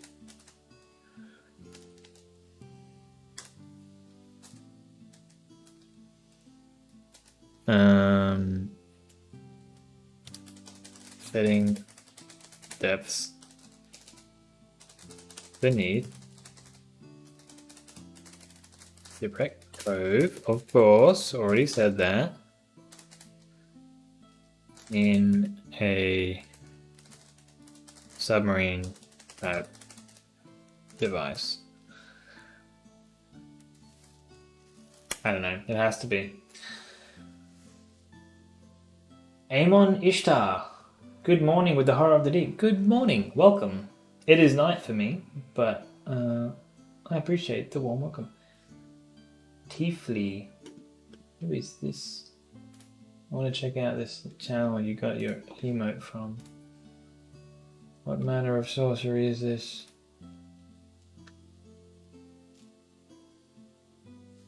Oh, it's a VTuber. A VTwitcher. Cool. We're both hearing it. I like it's fun. I like the questy stuff and killing things with cool magic exciting. It is a very pretty game. I have to say that. The very small amount of time I played it, very pretty. Very cool. How are you, Amon? I don't know if I already asked that. I'm gonna ask again. How are you? How you doing? Welcome. An idea I work on is a character leveling side. Could you explain that more, Amon? I don't fully understand what you are saying there. Are you gonna prepare dinner? Okay. Enjoy. Enjoy your dinner. I'll have to have dinner a little later.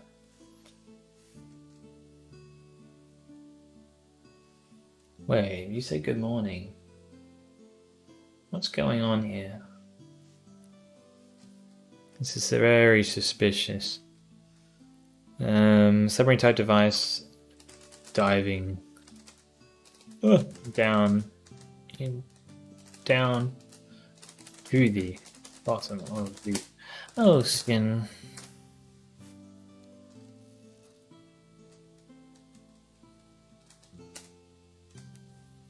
Objective. Determine the source of the corrupt politicians and their strange agenda relating to ancient weapons. And the origin of the gods. And challenges. Ah, that's where this would actually come in, now that I think about it.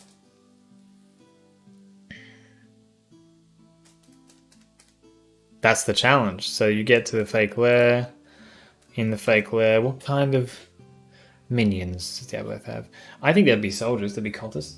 What'd you miss, Socks? You missed not a whole lot. We've just been doing some quick little dot points about the kind of problems Aboleths may have. I don't know why I did that, but anyway, and why they might kill or capture the PCs, why they might hide from the PCs. I'm just doing a little basic little idea for very basic blueprint for an adventure.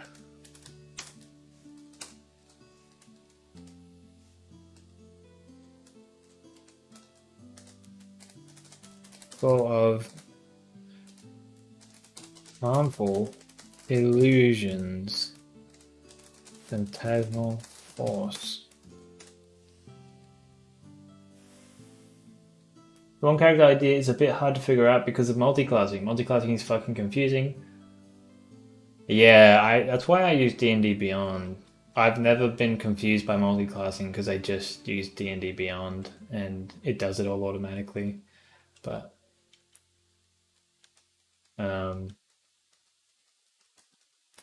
yeah, there's some weird stuff like how proficiencies work when you multiclass, how spellcasting works when you multiclass, and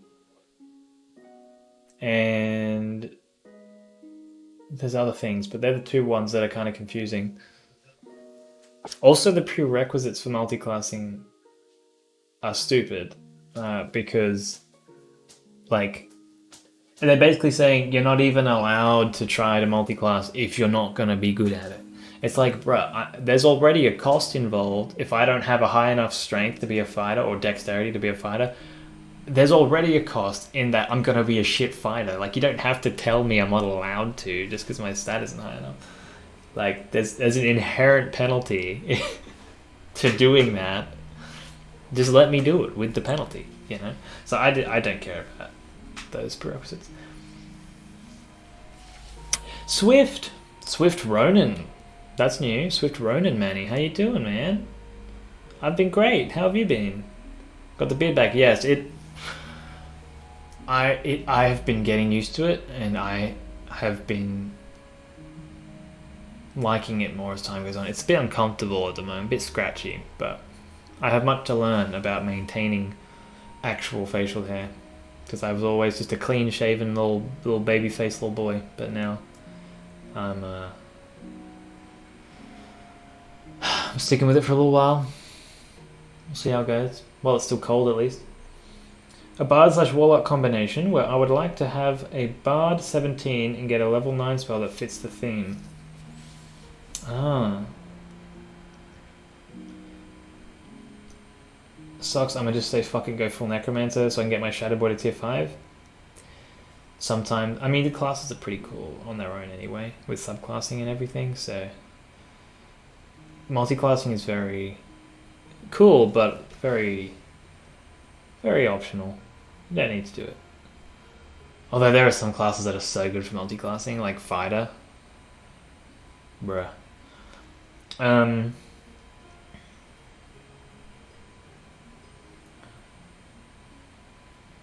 You've been good, Swift.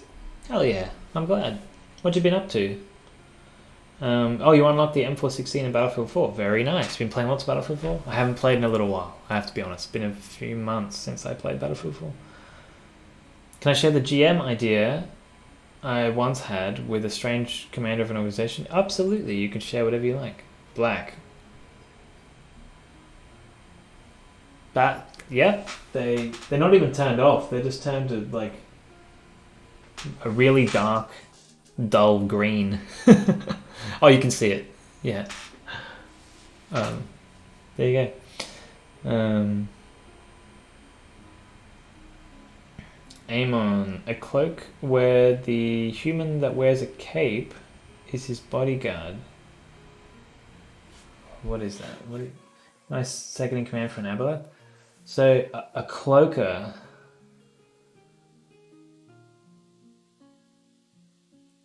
That's not how light should work. Well, that's just how the... I mean, it created black. Like, this is mostly black. You can't... There's no such thing as a black... Well, okay. Before I say that, there's no such thing as making a light emit black light. That's black, dark. It's the darkness, the absence of light. But yes, there is such a thing as a black light. And no, I don't have a black light. I don't have a UV lamp to use for when you say black. Kind of sort of gave up on gaming last week because my trifling little sister wanted to play my Xbox. Damn. What you gotta do? You just gotta punch her. No, I'm kidding. Don't do that. Please don't do that. Yeah, so with this thing, if you're interested, with these lights, it's actually nothing to do with the lights themselves and everything to do with the bot that I made. So I took a package someone else made, which takes any text and turns it into a color. So if you give it the name of a color, it will actually like work. If you give it the name of something random that isn't a color, it will try, but it will very rarely ever give you like a color that's in any way relevant to that. So if you write like tiger, like the big cat with the stripes, it's not going to make something tiger colored. It's probably just going to spit out a random color like bright pink. But it did its best. But it will always give you a color. That's what was important to me, because that means I don't have to worry about, you know, forcing you to use a certain color names, because that's a lot of effort, and I'd rather just let you put anything in and something will happen. Let the little magic box turn it into a color. I might Gelsoft here, never know what I'm gonna do. Well, Gelsoft's fun. If you're in Australia, than Gelsos in Queensland, than the Gelsos farm. Anywhere else, you should look into airsoft because that's even better. Aboleths should be surrounded by minions. They're known to form contracts. Yes, I was just thinking about what kind of minions they would have. Oh yeah, and then the first idea. Sorry, let me get back to Amon. Not so much worked out idea with a man in a cape that is the real head of the organization. So let me just get back to that. Okay, D&D Beyond. Oh, that's not it. Because I don't remember exactly. There we go. Right, I think I've fought one of these before. In the campaign my brother was running.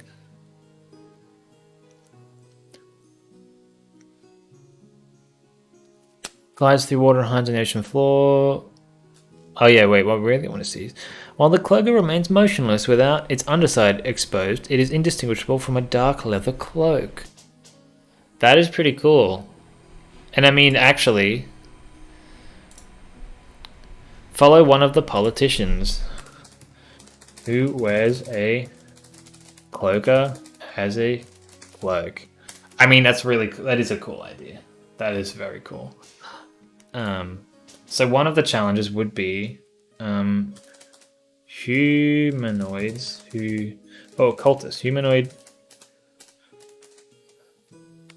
cultists and servants of the shadow government.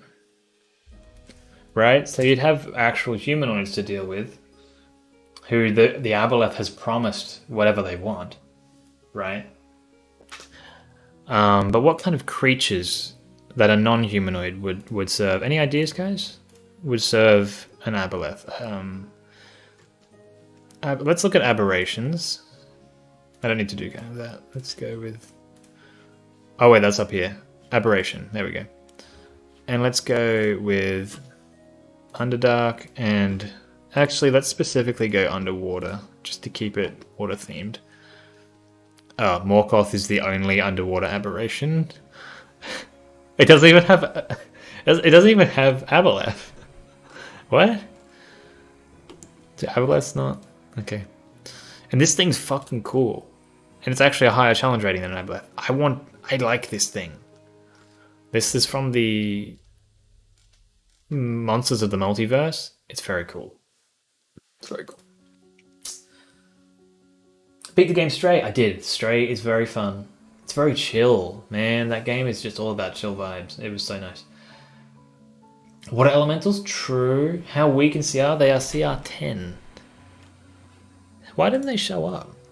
Let me get rid of this filter. Aboleth, CR 10. Environment Underdark. Exclusively the Underdark. Huh. But it says they live in oceans, but not... Okay, fair enough. Wait, Aboleth spawn? Oh, that's from Critical Role. I'm not a fan of taking stuff from Critical Role, and I don't own the content anyway. Can I limit this to source category core? There we go.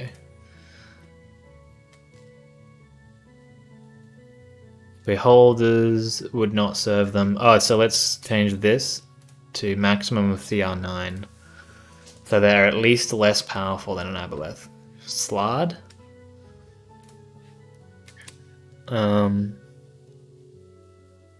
There doesn't... Overlord of the Modrons created a gigantic complex... Yeah, this sounds like nothing to do with Aboleths, I'm gonna be real. Chaos Quadrupod? Oh, this is from Acquisitions Incorporated. Fucking Vampire 17, yeah. Vampire stronger than a former god? Yeah, Aboleths are actually, in the grand scheme of things, they are physically not very strong. So that's why I think their strength really comes from their intelligence and their scheming. Because if they get in a straight fight, they're not that hard to kill.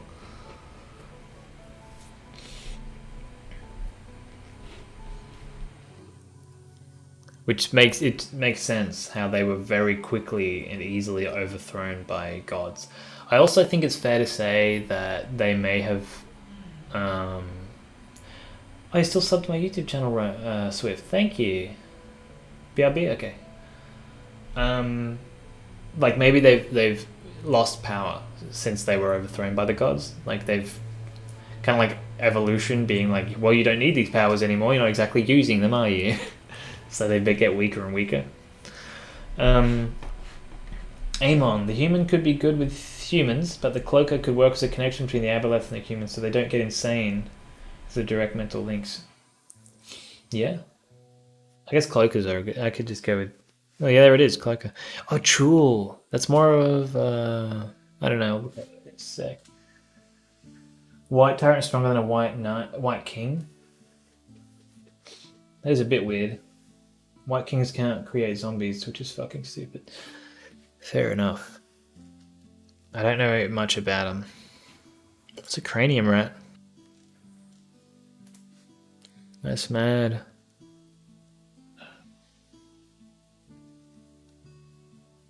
Wait, I don't remember that from reading. I went through the Monsters of the Multiverse. I don't remember this. I might have skipped it because I thought it looked stupid.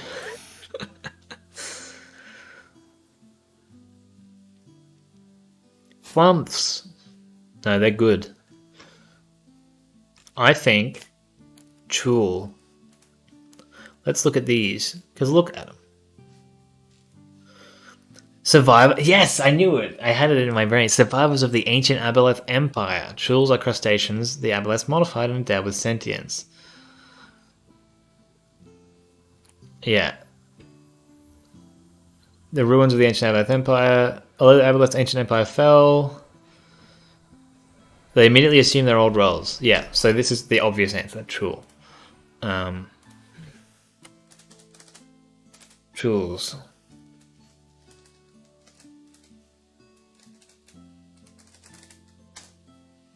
What the fuck?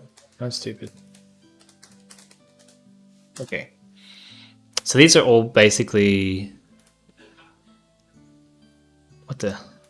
That's not how you spell there. So basically lots of illusions, along with humanoid cultists, shadow government servants, and chuls. Better whites are from the homebrew wiki, so it makes sense you don't know about it. Can you tell I really like undead? I can tell. I can. But that's okay. There's a lot of undead. There's a lot to like. It's a good thing to be into, because you've got so much of it. So I think we've sorted the... I mean, I don't think one self-contained adventure works for Aboleths, but you know, we sort of assumed that you've already been investigating a shadow government in this place that we made up before, which I'm now just calling Shipwreck Cove. I'm just directly ripping the name of Pirates of the Caribbean. And you follow one of these guys who, for some reason, goes down to the depths, all the way down, and meets up with the Aboleth, and you know, then you fight. But it turns out it's not really the Aboleth, it's just its illusory image. And it has now learned a lot about you and knows where you are. Plagiarism pog. I mean, I'm not actually going to leave it like that. That's just, it's a placeholder. But yes, let's get plagiarizing my gamers. Okay. So, gameplay. I need to pee, actually. I'll be right back. But I'm going to ask you to just do this for me, if that's all right. Yeah, I'll leave you to it.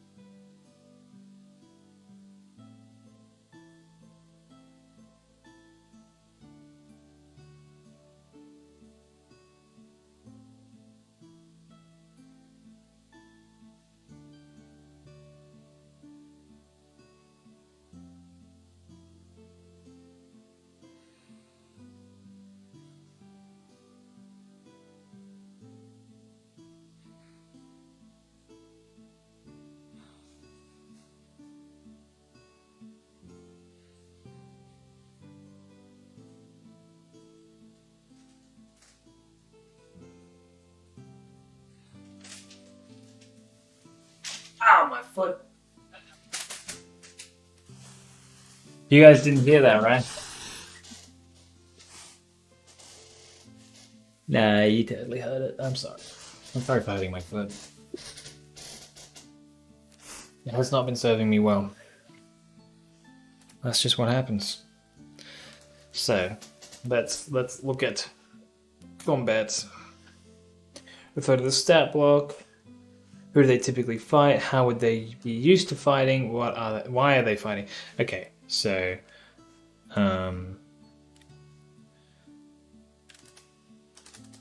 Aboleths fight to run away. Another Pirates of the Caribbean reference. Like the cuttlefish. But yeah, no. They fight I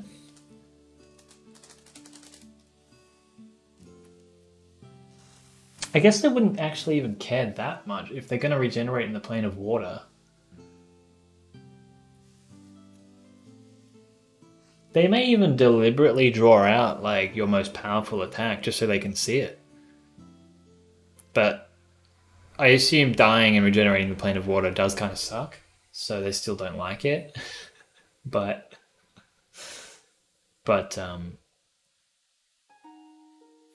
you know, just like playing a video game, if you respawn, then you can use your life. You can spend it to gain something.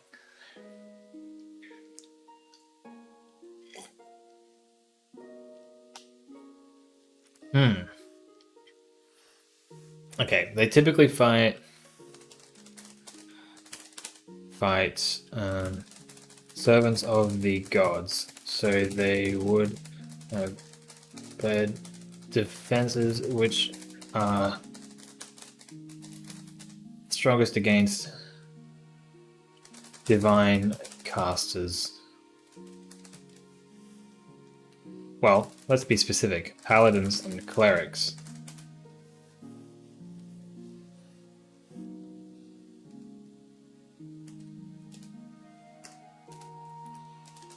They also fight to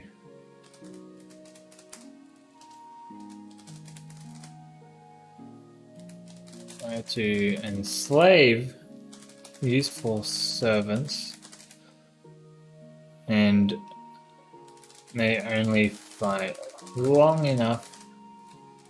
Only fight to stall long enough to persuade the attackers to join them.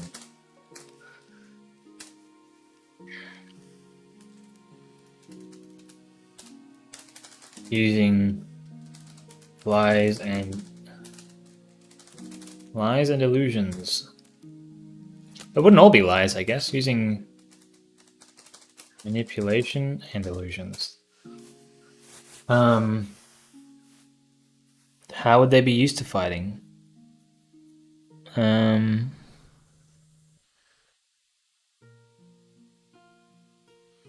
are they fighting? Just to survive, really. They're not. The Aboleths themselves doesn't go out to conquer things, they send people in, so the only time they're actually fighting is when someone's come to kill them, so they're just there defending. Yeah. Aboleths do not leave their lairs. It doesn't say that, but it gives that impression, so I'm going to go with that. So they only fight when their lair is attacked.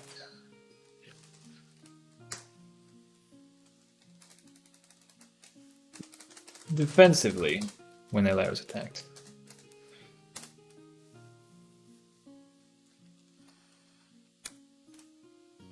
And let's look at the actual. Oh wait, I can bring it up here, so everyone gets to look at it. Yay! Didn't I have one up here? I thought I did. I guess not. Whole monsters.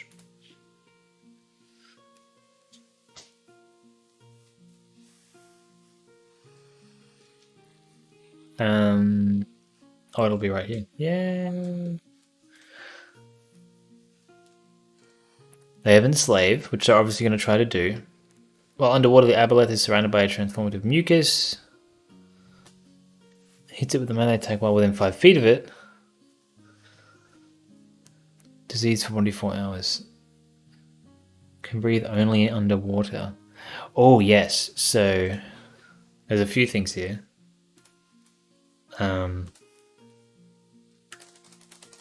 Would stay underwater. I'll fight, if possible, using the mucus to poison attackers.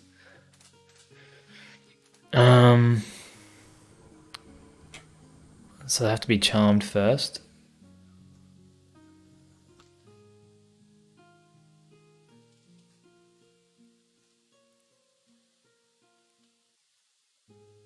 Oh, that's a whole different disease as well.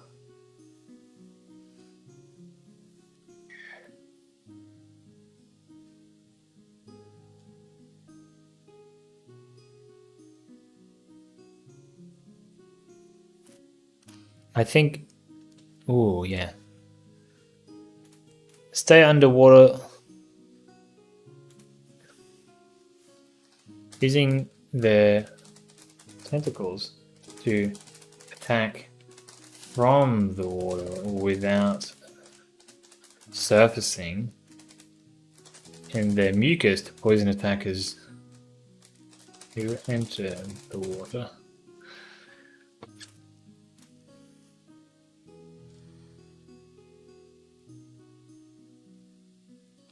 Oh yeah, probing telepathy.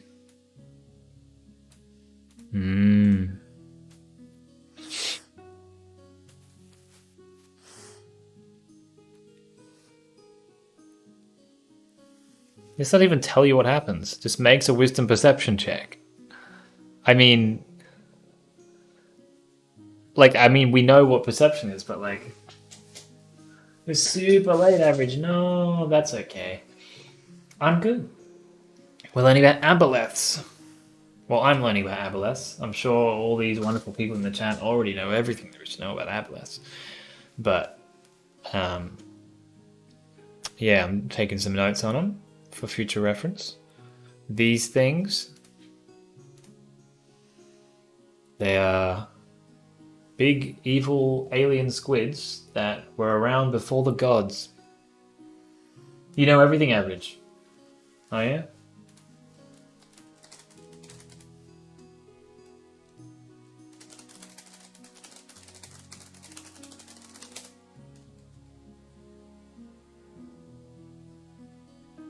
Okay. Alright.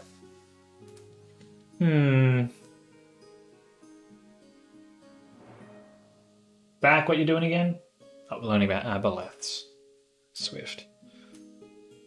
Aboleth. That was louder than I expected. Let's do it again. Aboleth. Yeah, that was good. Anyway.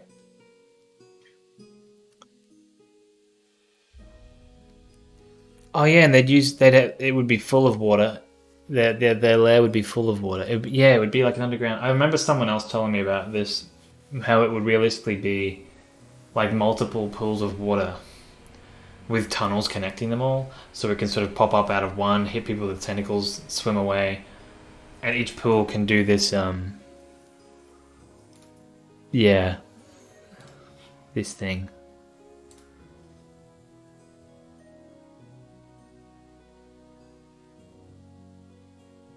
I don't need to note this, that's fine.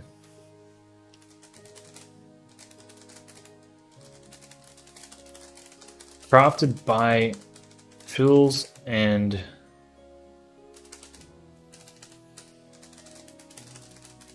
to be a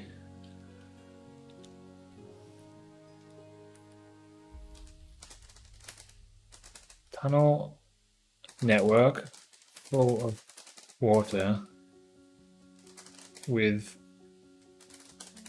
many pools no more than 40 feet apart, ensuring no dry land is safe from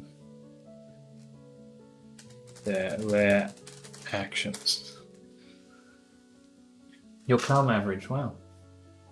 Yeah, the same sus average, that's the one.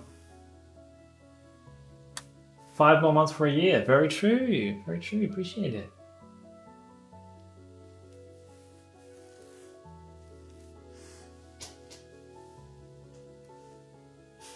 I don't know how to reply when a message is just emojis. But thank you, average.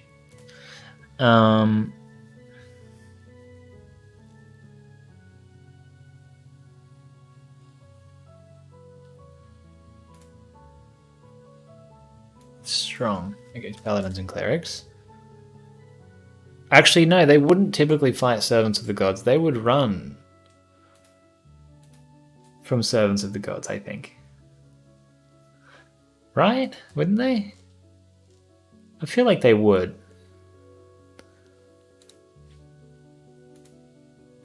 I don't know, we'll leave it like that for now. Or escape routes, which are strong against paladins and clerics. There we go. 4 months till 2 years average. That's crazy, man. Thank you. Been more than a year, but since my original account is lost forever, so yeah, 5 more months. Yeah, wait, what? You've been following for 5 months and this is the first time you've messaged the chat? With your new account? Like, I know you used to hang out a lot. So 5 months ago, you made this new account because you were already following with the previous account. Followed, and you didn't have time to drop by? Like, what?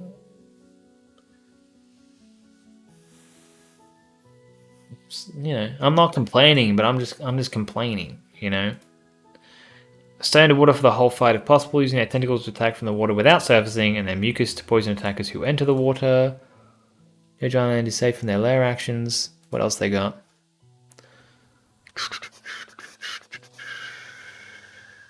What's their tail do? Shit all. Does nothing. Who would want that?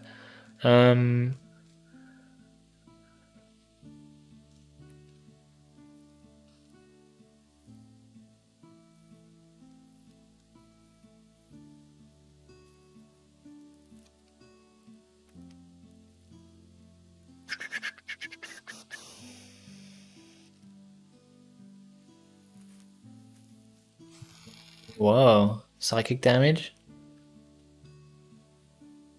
Oh, these are within 90 feet of the Aboleth. Yeah, so this is in its actual lair, not in its fake lair, of course.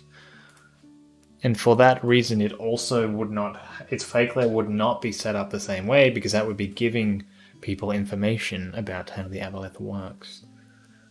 Its fake lair would be set up to throw them off the scent, and so that they prepare incorrectly when they go to the real lair. Cum Sploder. It means VIP, Swift. Good night, Blue. Thanks for dropping by. Blue and Guy, thanks for hanging out for a bit. Hope you enjoyed BDO and stuff. Old account, your first device cracked, and when you streamed it late when I'm asleep, I missed out. Ah, okay. Were you... Hold on. That's important. Because I think you were a VIP. You were indeed.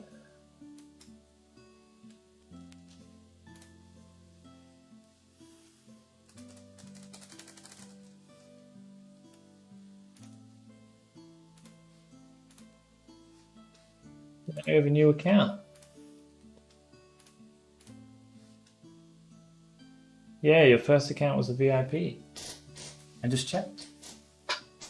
Don't worry, I fixed it. So now you are a VIP. Anyway, so this is good stuff. This is very effective stuff. But yeah, first and foremost, I'm going to write it in all bold. First fight against Aboleth would be in its fake lair, which would deliberately not reveal any of the defenses of its real lair.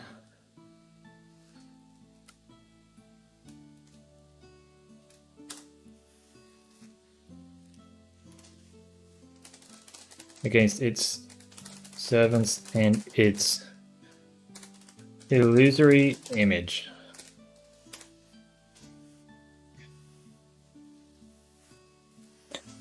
Your old account was a mod as well, average. Put mod on this one? Damn, that's crazy. How I don't remember you having an old account or ever giving it mod.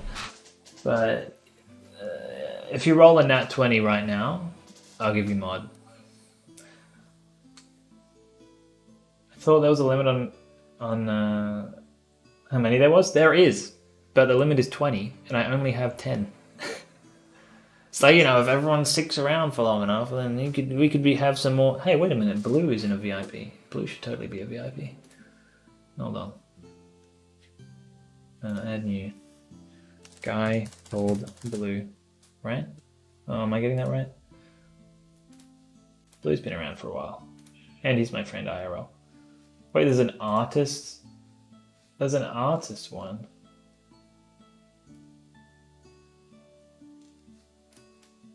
Oh, so if someone started making art for me.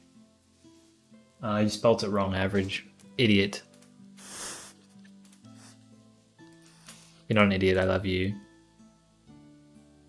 Unless you get a nat 20, then I will not be happy.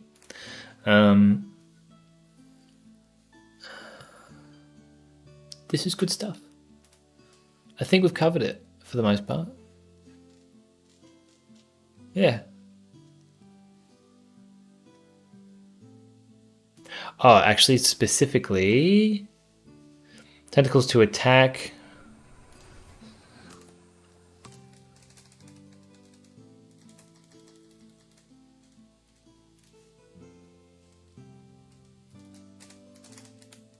And drag people into the water.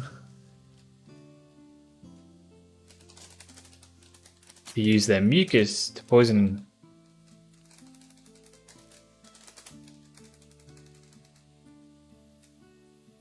To poison them with their mucus and deal psychic damage to them. A 9, not good enough, my dude. No mod for you. And you only had one attempt, any other rolls don't count. Yeah, Swift's pretty low. 9's pretty, not gonna cut it. Sorry, champ. You attempt to become mod, and because this is an entirely abstract concept with no real physical, visual representation, you simply fail. There's not really a way for me to describe that. You simply fail.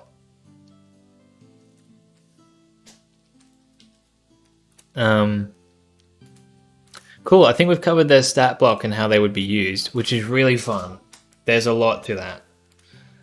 Are they very strong?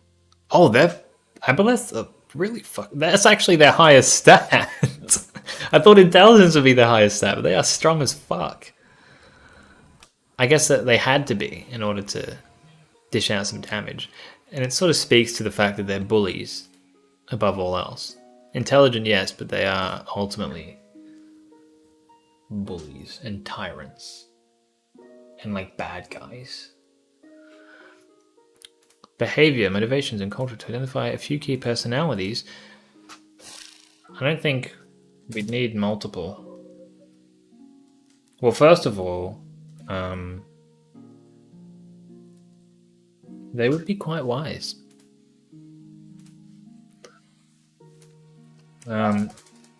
Incredible knowledge. Well, perfect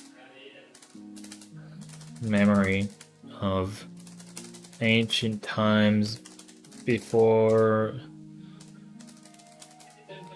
the gods. Able to recall many examples of similar situations to the one they are in. Actually, let's rephrase that. Making constant references to similar situations. To situations similar to the one they're in. So, you know, they're constantly like, you know, oh, you remind me of all of these people. In fact, they'd probably have labels. They'd be like, oh, you're one of those, right? Because if they've been alive for that long, even people as heroic and unique as the party, as the adventurers, they'd be like, ah, you're those, you know, once every few hundred years, a party such as yourselves goes out into the world and does a whole lot of good, or something. And then eventually they grow old and they die, and I live on, you know, something like that. But they sort of would like know the type. No matter who you are, you're just a type to them because they've seen so many of you since the dawn of time, right? No matter how unique you think you are, the Aboleth would just see you as like one of those. They'd put you in a box. They'd have a box.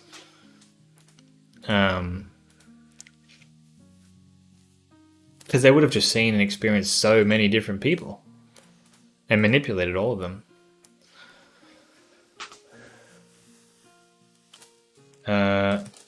Perfect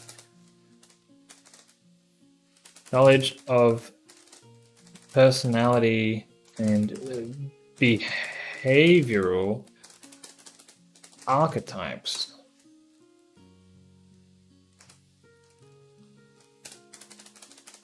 Referring to everyone. Big behemoth, unstable, unstoppable, destroyer of worlds, cock. Well, this is that color. So, there you go.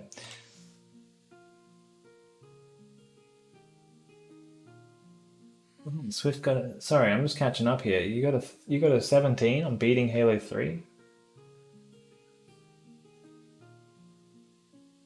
You have a nat 20-inch cock. See, if I was rolling for cock length, I would do 2d4. I've thought about this, and I think that's the most appropriate, like realistic, you know, at least for humans. Where's my dice? Actually, where's all my... One moment. Oh, how long is this cable? I'm gonna find my... Oh, I have to open the bar. Okay. Well, anyway, 2d4. The average on that is 5. So maybe not as high as everyone would like. But I think 5 inches as a global average is reasonable. And the highest you could get on 2d4 is 8. Lowest you can get is 2. But they're very unlikely. Like for realism, 2d4 is the roll. In fact, let me roll right now.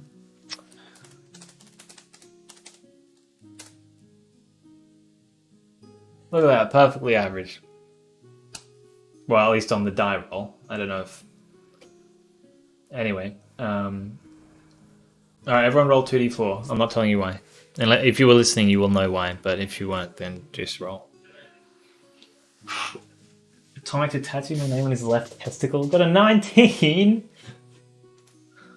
Watch me nat 20. Okay, listen. No, hold on.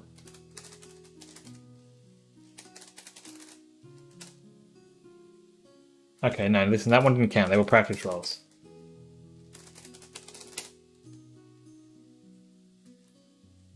Okay, but 4th time's the charm. Like, obviously they were 3, you know, practice runs.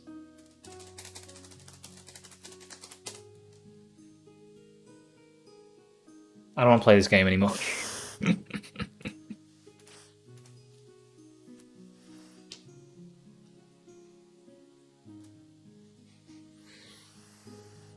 I'm not doing that average. I'm sorry.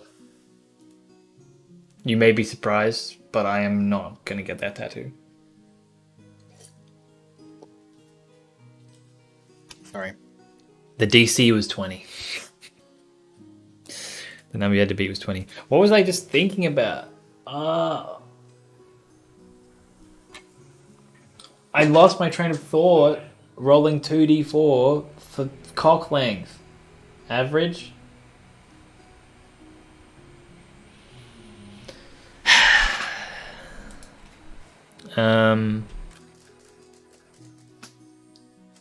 That's the game. That's how it works. That's how.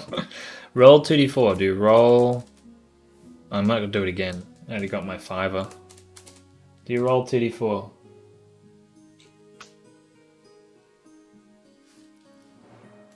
Okay, now. Perfect knowledge of personality and behavioral archetypes, referring to everyone they meet as their archetype rather than their name, because they are mean.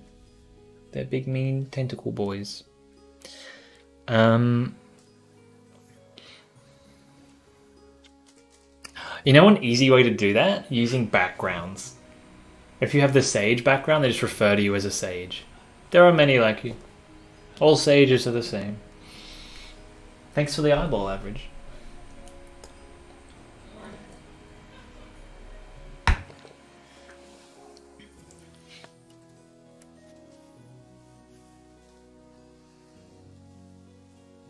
Ah, that's so good.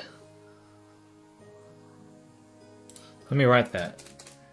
Could use backgrounds for this.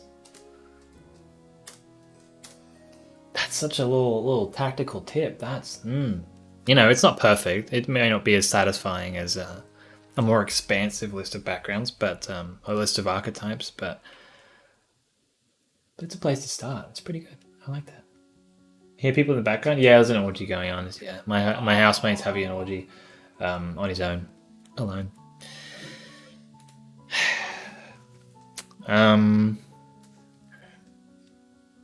Perfect memory of ancient times, making constant references to situations similar to the one they are in. Perfect knowledge of personality and behavioral archetypes. How else would they be?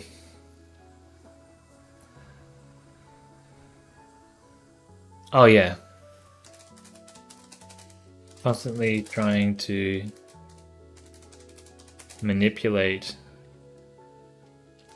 whoever they speak to into serving their agenda.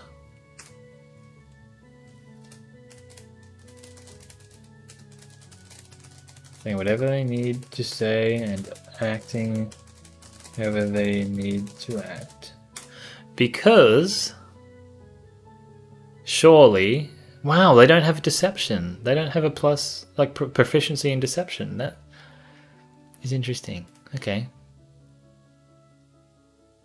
But they do have, no, not even persuasion. What the fuck? They even have a high charisma.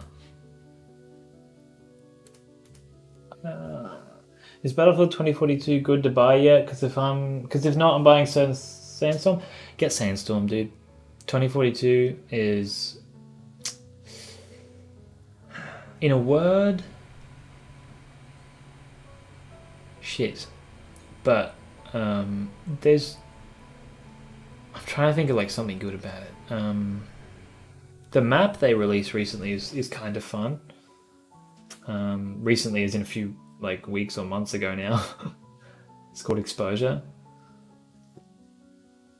It's not worth your money, man. If you don't have that much money, get Sandstorm. Sandstorm's a good game. It's good fun. It's a bit hardcore. So you die quick. So it'll take some getting used to if you mostly play Battlefield. But it's just a better use of your money, I promise you.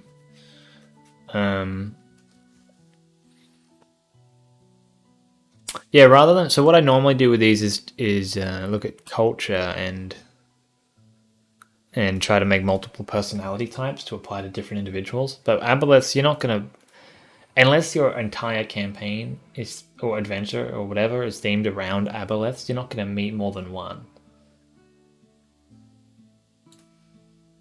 And they're all gonna be very similar anyway, because they spend so much time alive. They're all going to sort of converge on a very similar personality, I would think.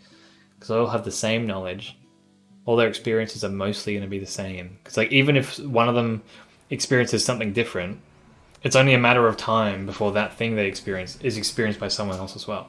You know, even if it's thousands of years later, right? Because they've been alive for many thousands of years.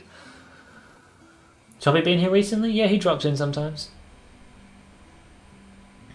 Just get cum. That's free though. You don't have to spend money on cum. So, oh no, yeah. So if he wants to spend money, he can get Sandstorm. If he wants to save money, he can get cum. I think this is okay, the way this is. Should I add more? Is this enough detail for an Aboleths personality? Well, it's purple again. Very cool. I think so. I think it is. It's enough to work with. You're not going to do a whole lot of socializing with an Aboleth, I think. Oh, also, let's just note that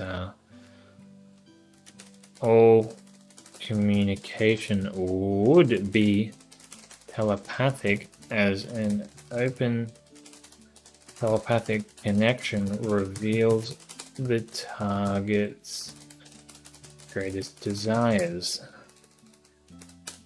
As mentioned here, if a creature communicates telepathically with the Aboleth learns the creature's greatest desires if the Aboleth can see the creature. Oh. If the target is visible to the Aboleth. Okay, so exploration is one of my most favorite parts, because for me, exploration means what is an activity that challenges them without combat or social interaction, but it can also reward them. So, and rewards them for exploring. And so exploring to me is basically learning about the world. Whether you're learning about the items in the room you're in, or you're learning about the cultures in the world and the history of the world, doesn't matter. If the players are forced to learn things about your world and then apply them in this puzzle, that to me that's a great way to, in my mind anyway, I can't say I've put it into practice yet because it's been a while since I've DM'd, but in my mind that would be a great way to encourage exploration. You know, like, well, you know, you need to figure out how to open this thing, and the only way you can do that is by going here and like talking to people and learning about them and investigating things. So I think, yeah, a puzzle. So a puzzle which requires the PCs to learn about the creature in order to solve it. Also create a reward for solving the puzzle, which is themed around the creature. So first of all, the puzzle. Oh, just one puzzle. Themed around the creature, which, and what would they have to learn about the Aboleth? Luca, hello. You scared me. Yeah, stop sneaking up on me like that. How you doing?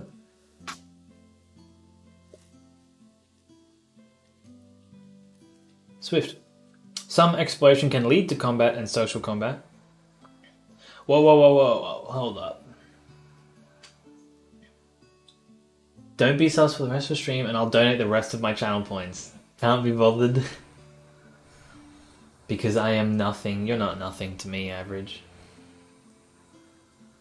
Some exploration can lead to combat and social combat. True, but I think puzzles are a good way to interact with the environment without fighting anything or talking to anyone and still feel rewarded.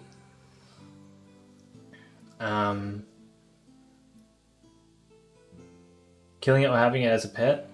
Aboleths are a little bit big to keep as a pet and too intelligent for it to be ethical, but also they're kind of evil, so maybe it balances out, who knows.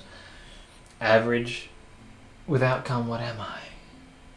I believe that was that's a quote from Plato, is it? One of the Greek philosophers.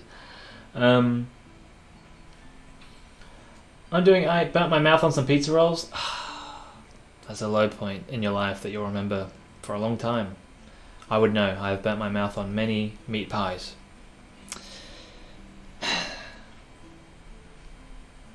It hurts for so long.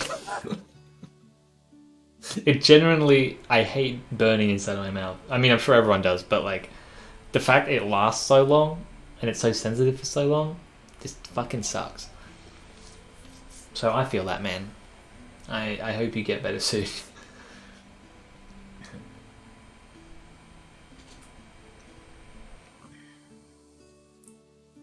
Hey Luca, why hurt Ukraine? I don't think Luca personally hurt Ukraine. Wrong kind of Slav, I'm Serbian. Okay, I'm gonna look away while you guys get political. And if I look back and people are upset, I will look away again. Okay? So you better watch out. Because I won't be. No, but in all seriousness, stay respectful, please. I have not had to drink yet, don't worry. All goods then, that's good. Not gonna get political. Well, you might not. Average, on the other hand. Don't worry, I watched myself Atomic. Okay. He's being good. Let's stick to the cum jokes, all right? let's dial it back to cum. Okay. keep it light, nice and light. I'm stuck on this puzzle. What is there to learn about Aboleths? That they existed. Hold on. Let's go back to the lore here. They lurked in primordial oceans and underground lakes. They're just very old.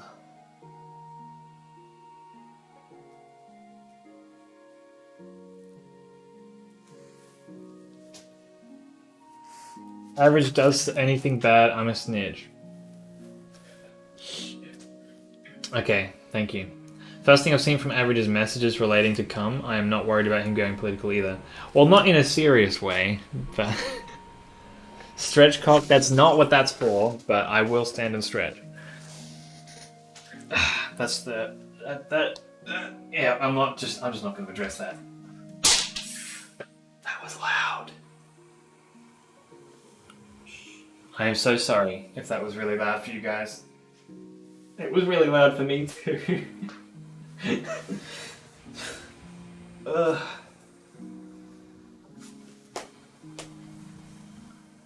that crack from your back? Yeah, it was definitely my back, and not the door I just slammed.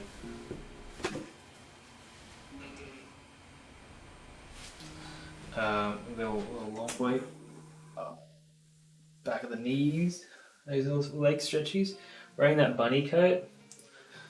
It's not a bunny, it's a koala. Okay, get it right, mate. And I don't know what temperature is, but it's kind of chilly.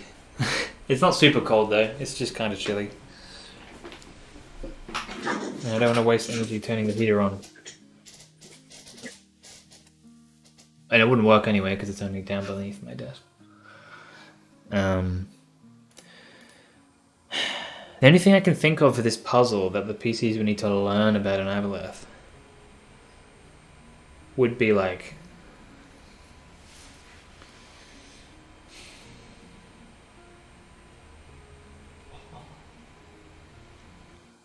learning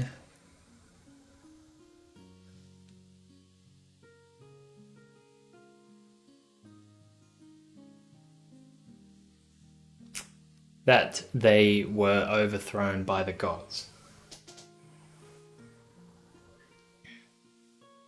You remember the koala robe? It's a bit chilly, so the koala robe comes out.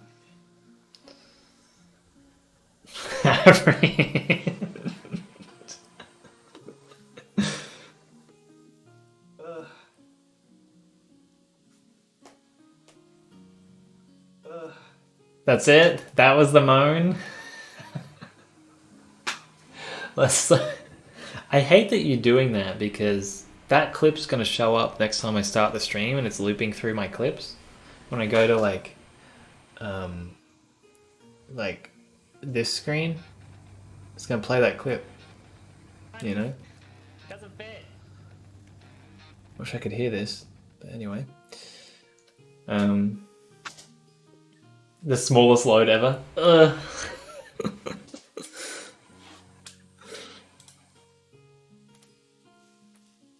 Yep. Anyway. I could use some help. If there's any D&D gang members around. I guess the other thing you could theme the puzzle around is actually not the Aboleth itself, but it's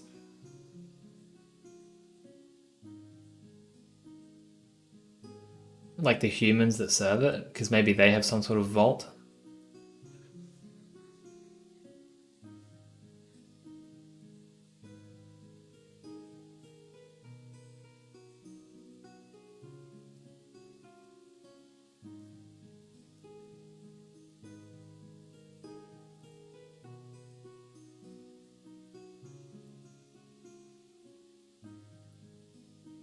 I just had a really cool idea, but it would require involving the Kuotoa.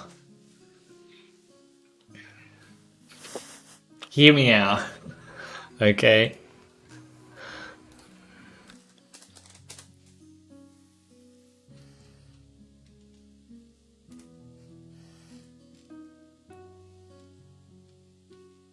Oh, they actually served the Illithid. Oh, interesting.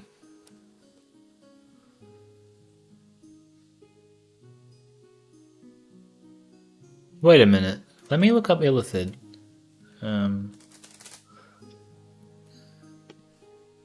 What's their relation to Aboleths? Interdimensional voyages, insidious masterminds that harvest entire races. Illithid controls empires that span many worlds.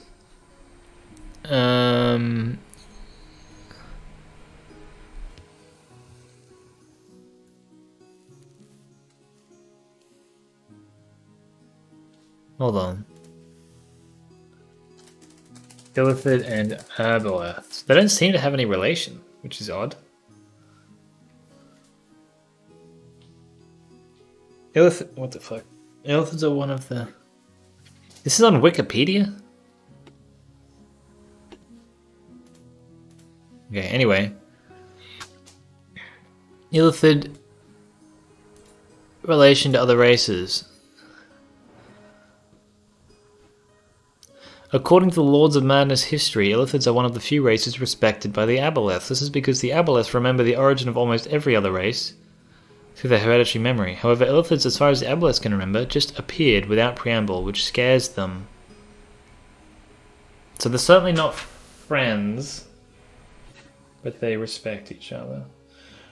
Bad with anything that fantasy that isn't like high-tech sci-fi. I generally prefer sci-fi as well, but I like fantasy for the freedom that it gives you.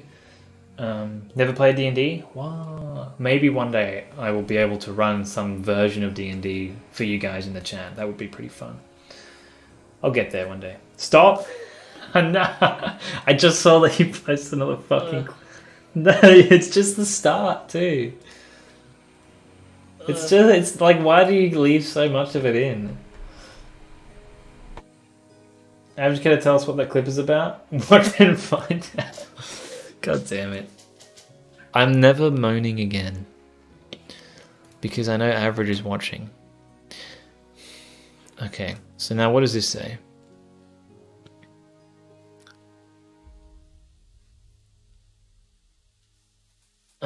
What are they?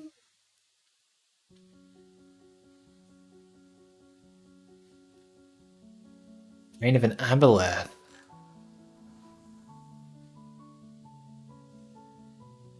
Outsiders.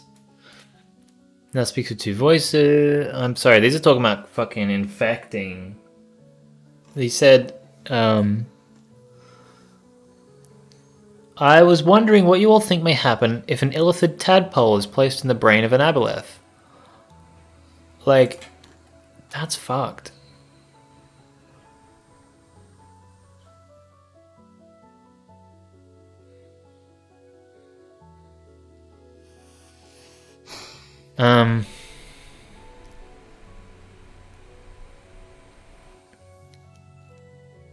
What about Aboleths that want to see this planet just destroyed outright? Aboleths don't want to destroy it.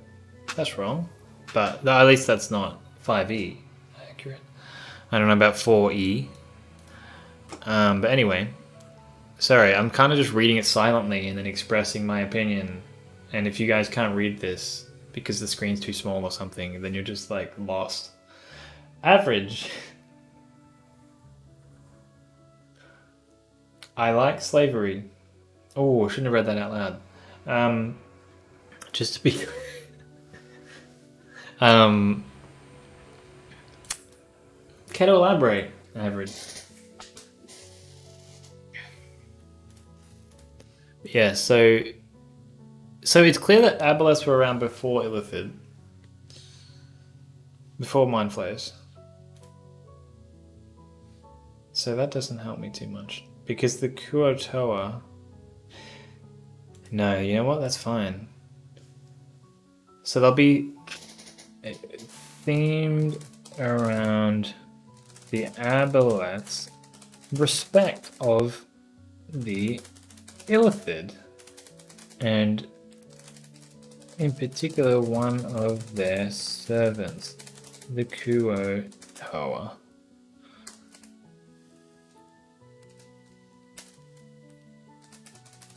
Reward is a sword of God slaying, which only works when wielded by a Kuo-toa. See, this was my idea, right? Against their own insane god. So, because I don't want it to be actually useful. I don't want to give the players a soul that kills gods, but it would be a cool fucking tidbit.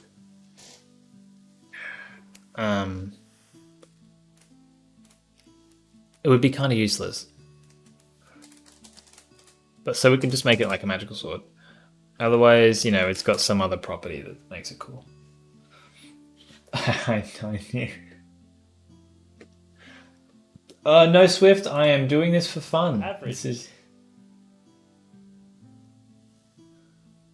I like slavery. Average. No, no, it cuts off so... it cuts off as soon as I... You'll be right. Yeah, no, I'm doing this for fun, Swift. For D&D. It's not even for a campaign. It's just... I just felt like exploring all the stuff. D&D monsters. And this is monster number 2 in the monster manual. Aboleths.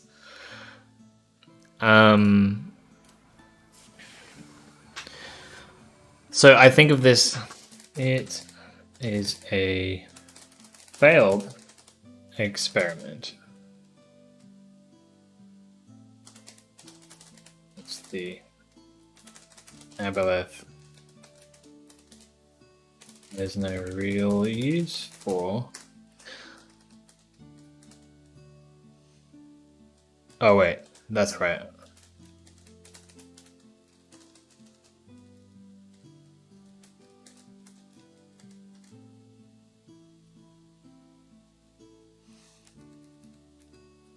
Actually,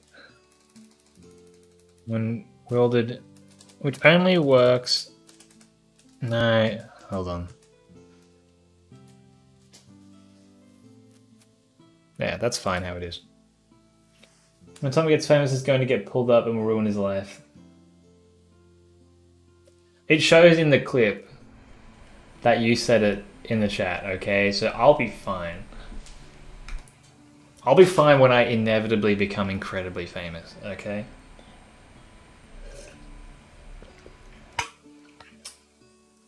Average, can you please don't clipping shit that ain't supposed to be clipped? It's okay, Swift. I'll be alright. But thank you. I appreciate the thought. Let's focus on what the puzzle would be. So last time the puzzle with the Aarakocra was this vault door in the floor, and the key was this totem pole thing, and you have the ranks of the Aarakocra military, and you have to rank them in order. So in order to do that, you have to know their ranks and know the order of the ranks. So you have to go and talk to them, go and observe them, whatever, but you have to learn about them. So you learn about their military ranking system. You learn that they're militaristic culture. And in doing so, you'd also learn that the vault was actually for the flightless militia, which is something I made up, for non-Aarakocra who volunteered to help them in some war eons past. So it's got weapons in there that are for flightless peoples, not for Aarakocra. Ancient weapons. So this can't be another totem pole. So I think...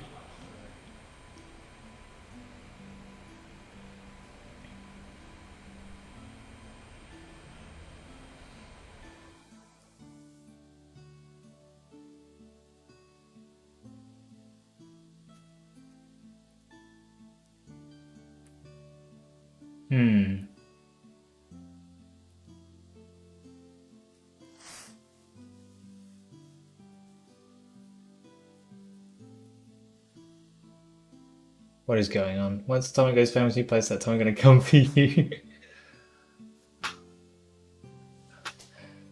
Sorry, I'm distracted because I can't think of a... I need help. I need help, man. What kind of puzzles are there? I'm still thinking of the puzzle in terms of like a vault that needs to be opened. So let me think of it in a different way, like...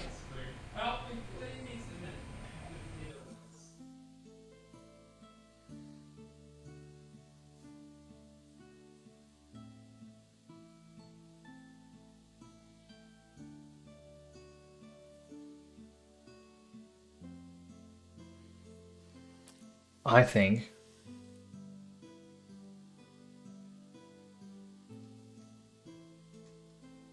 make them swim in that water? Well, I could do that as well. But I want this to be about learning more than anything. Because you can add stuff like that as well, some difficulties. But at the end, so here's what I'm picturing, right? There is a statue of an Aboleth. Oh, there, I say, the reward is in a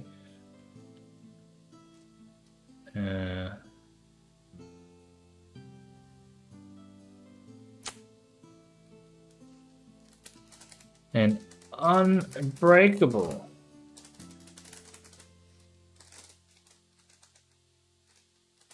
magic glass container of an illithid. Well, actually, there need to be there are several statues of various creatures. Including an Aboleth. Each one is held up by its servants. I don't know what they all are. One, the only statue which matches the height of the Aboleth is the Illithid. So that's meant to imply the respect Aboleth had for Illithid, right? And I would later detail this and figure out maybe a better way of demonstrating that. But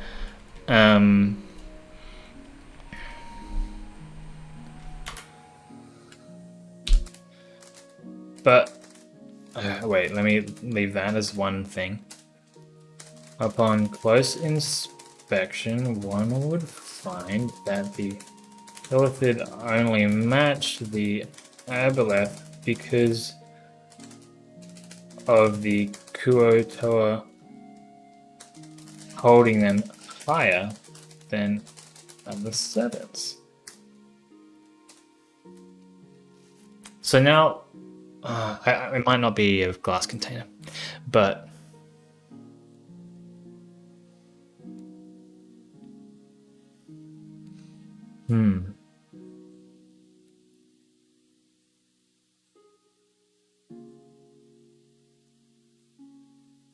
Yo, what happens if an Aboleth eats a Kuotoa?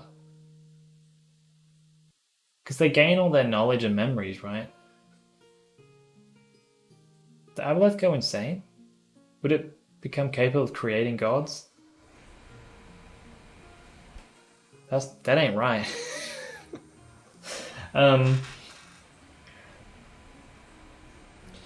Swift, no, this is not an assignment. This is just something I'm doing for fun. Sorry, I answered you earlier, but you were probably distracted by average. Let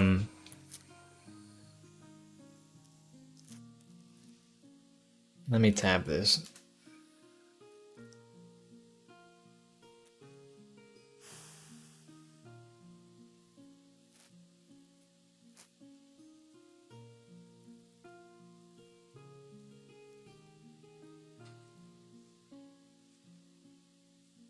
Each is held up and surrounded by its servants.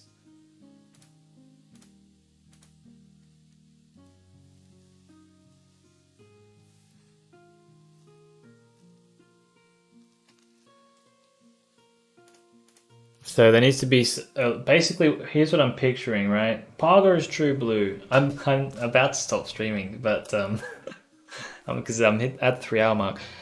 But I'm glad you made it. Hello. How was your Monster Hunter stream the other day?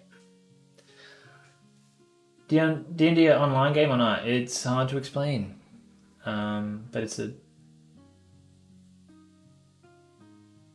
Wait, what? What happened?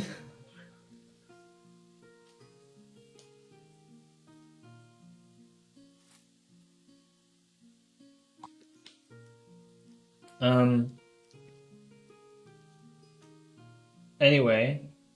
Oh, so soon. See, this is another example of me being like, what are you talking about? Even though I said it a few seconds ago. I can't handle the delay. Yeah, sorry. I've been here for 3 hours already, and that's my thing. But I do need to finish what I'm doing first, so maybe you can help me with that.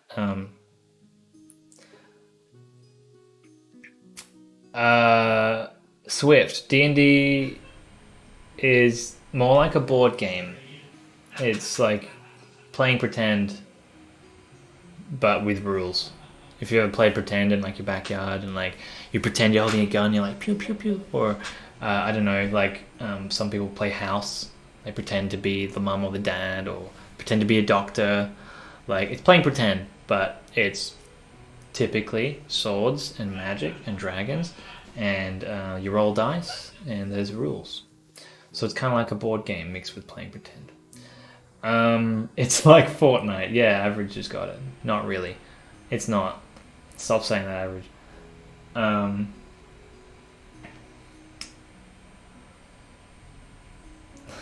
Average, unfortunately, that is already how it works, by the way, with making it when the Aboleth thing eats players, it gains all knowledge. I know you said eats the player's ass, but it doesn't matter what it eats. I'm pretty sure it gains their knowledge. My Monster Hunter stream was kind of ass because apparently my husband's computer won't run it for more than 1 hour. Oh, that sucks. So I caught you in the brief time where you were able to play. Damn. That sucks. Did you end up playing something else, or did you only do a 1 hour stream?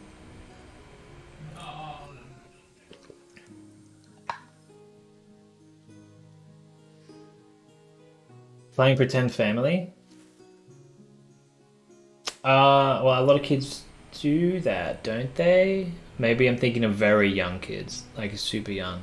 I mean, I am, because I was very young when I used to play Pretend with my siblings out in the backyard. We had one of those plastic fort things, and we'd knock it over so that it was like pointing, and it was just like a spaceship, and we'd all be in there, and we'd be shooting out the windows. It was sick. My younger sister was always the healer.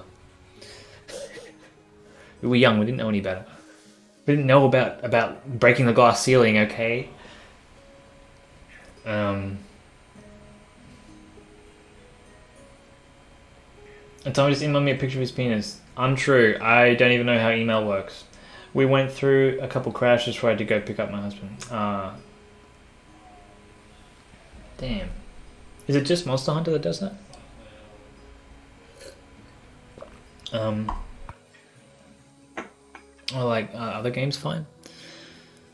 Right, so where I was at with this, I'm trying to figure out. Here, let me get rid of this part.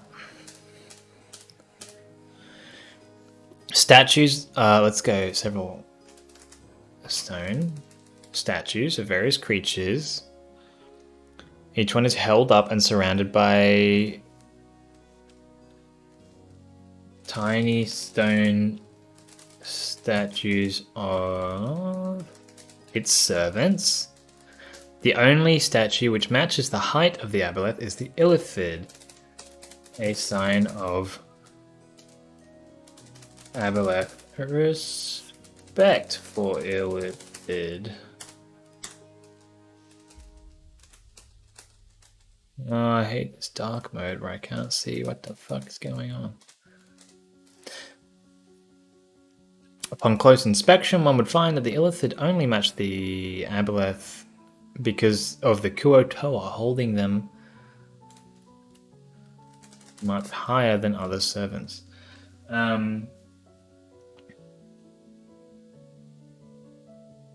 OS on the species outdated and won't update. So far, only Monster Hunter has issues though. Damn. What's the OS? I'm guessing it's not Windows 10 then. Or it is, but it hasn't had updates in a long time. File size is too big. So if Average was a teacher for elementary school, ooh, yeah, no. Don't even entertain that thought. Whenever I played House as a kid, I would be the dog because I hated playing House.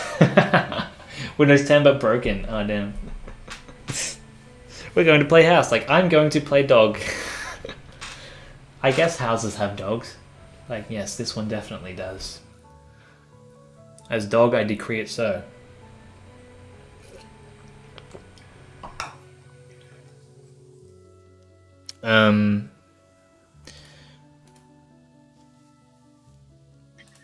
So the solution involves the tiny Kuo-toa statues, but not sure how.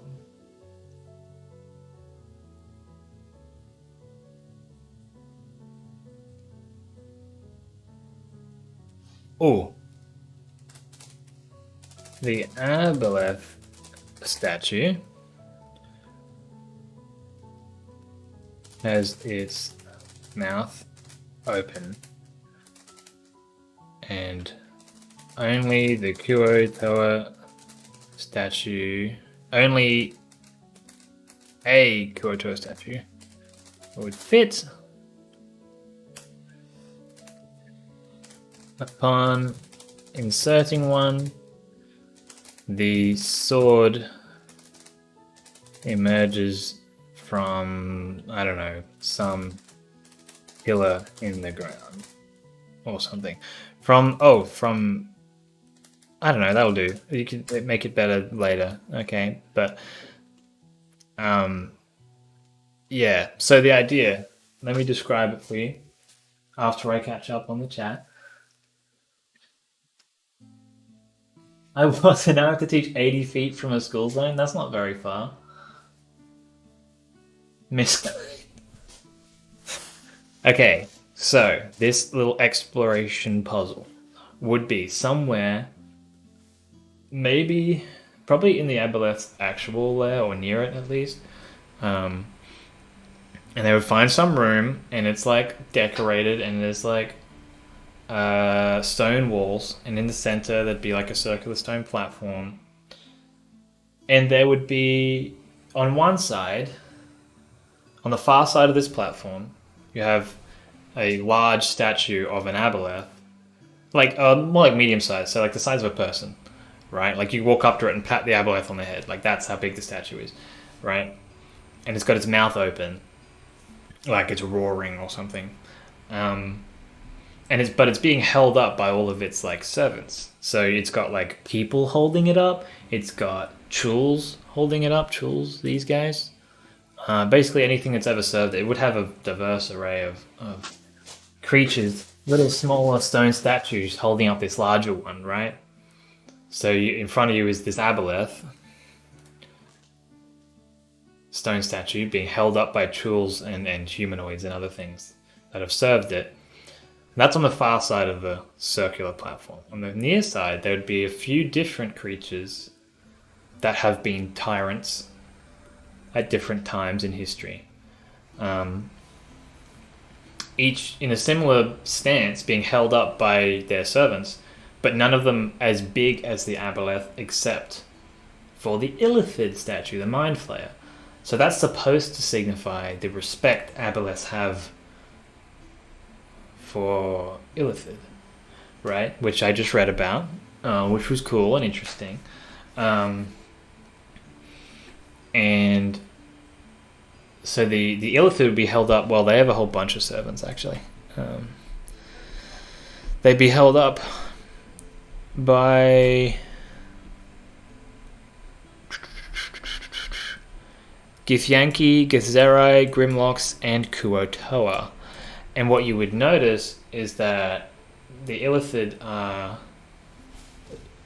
they're not. The statue is not actually as tall as the Aboleth statue. It's a bit shorter, but it's being held higher by the Kuotoa. They're holding it higher to signify that, like, part of the reason they respect the Illithid is for the Kuotoa.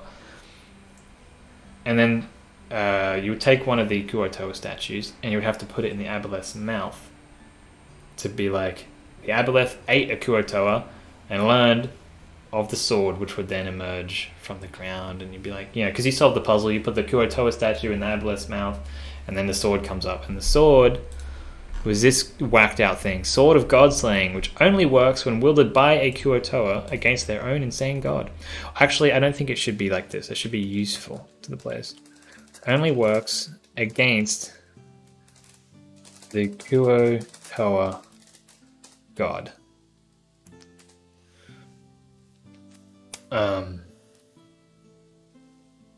That's it. That's the idea. That's my little exploration puzzle for Illithid that reveals some of their history and their connection to other species and the fact that they like killing gods. That's my prototype puzzle. I don't know how easy that was to follow, but maybe it's all nonsense. But anyway, yep. There you go.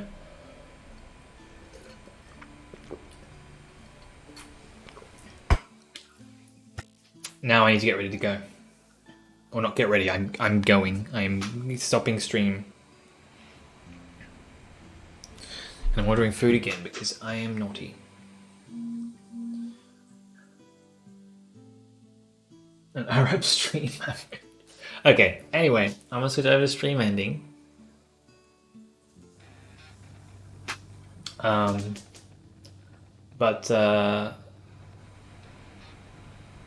Wait, why is that showing that? Sorry, no, it doesn't matter. Thanks for hanging out, guys. Oh, actually, you know what? There's so many of you. I've got 9 of you here. I could go find some other little baby streamer like me and drop a raid on them, right?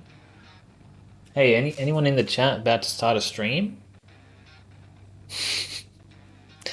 Any fellow streamers about to start a stream? Want to get raided?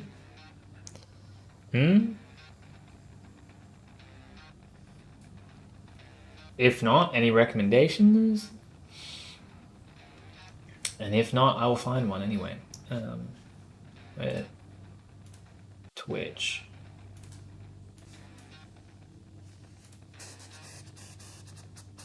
That's me. I don't want to see me. Dungeons and Dragons. Usually I'm all over that, but I'm tired. Damn, it would have been so easy for me to just rate you. That's okay. You find one? Okay, I'll find one. Searching. I'm gonna be naughty and I'm gonna search for Australian.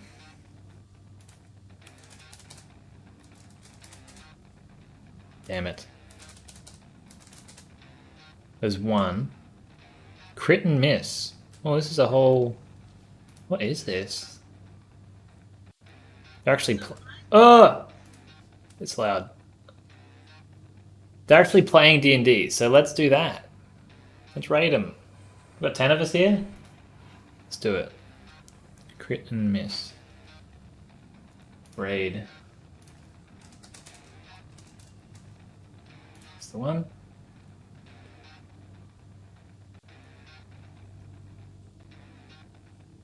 Wait. Do I click start raid? Yeah, I do. Okay. We're raiding.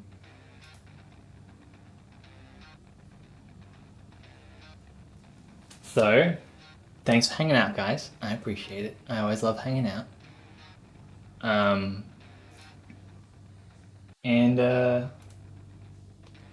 Shit, that just broke the raid. Let's try that again. I apparently have to keep this menu open.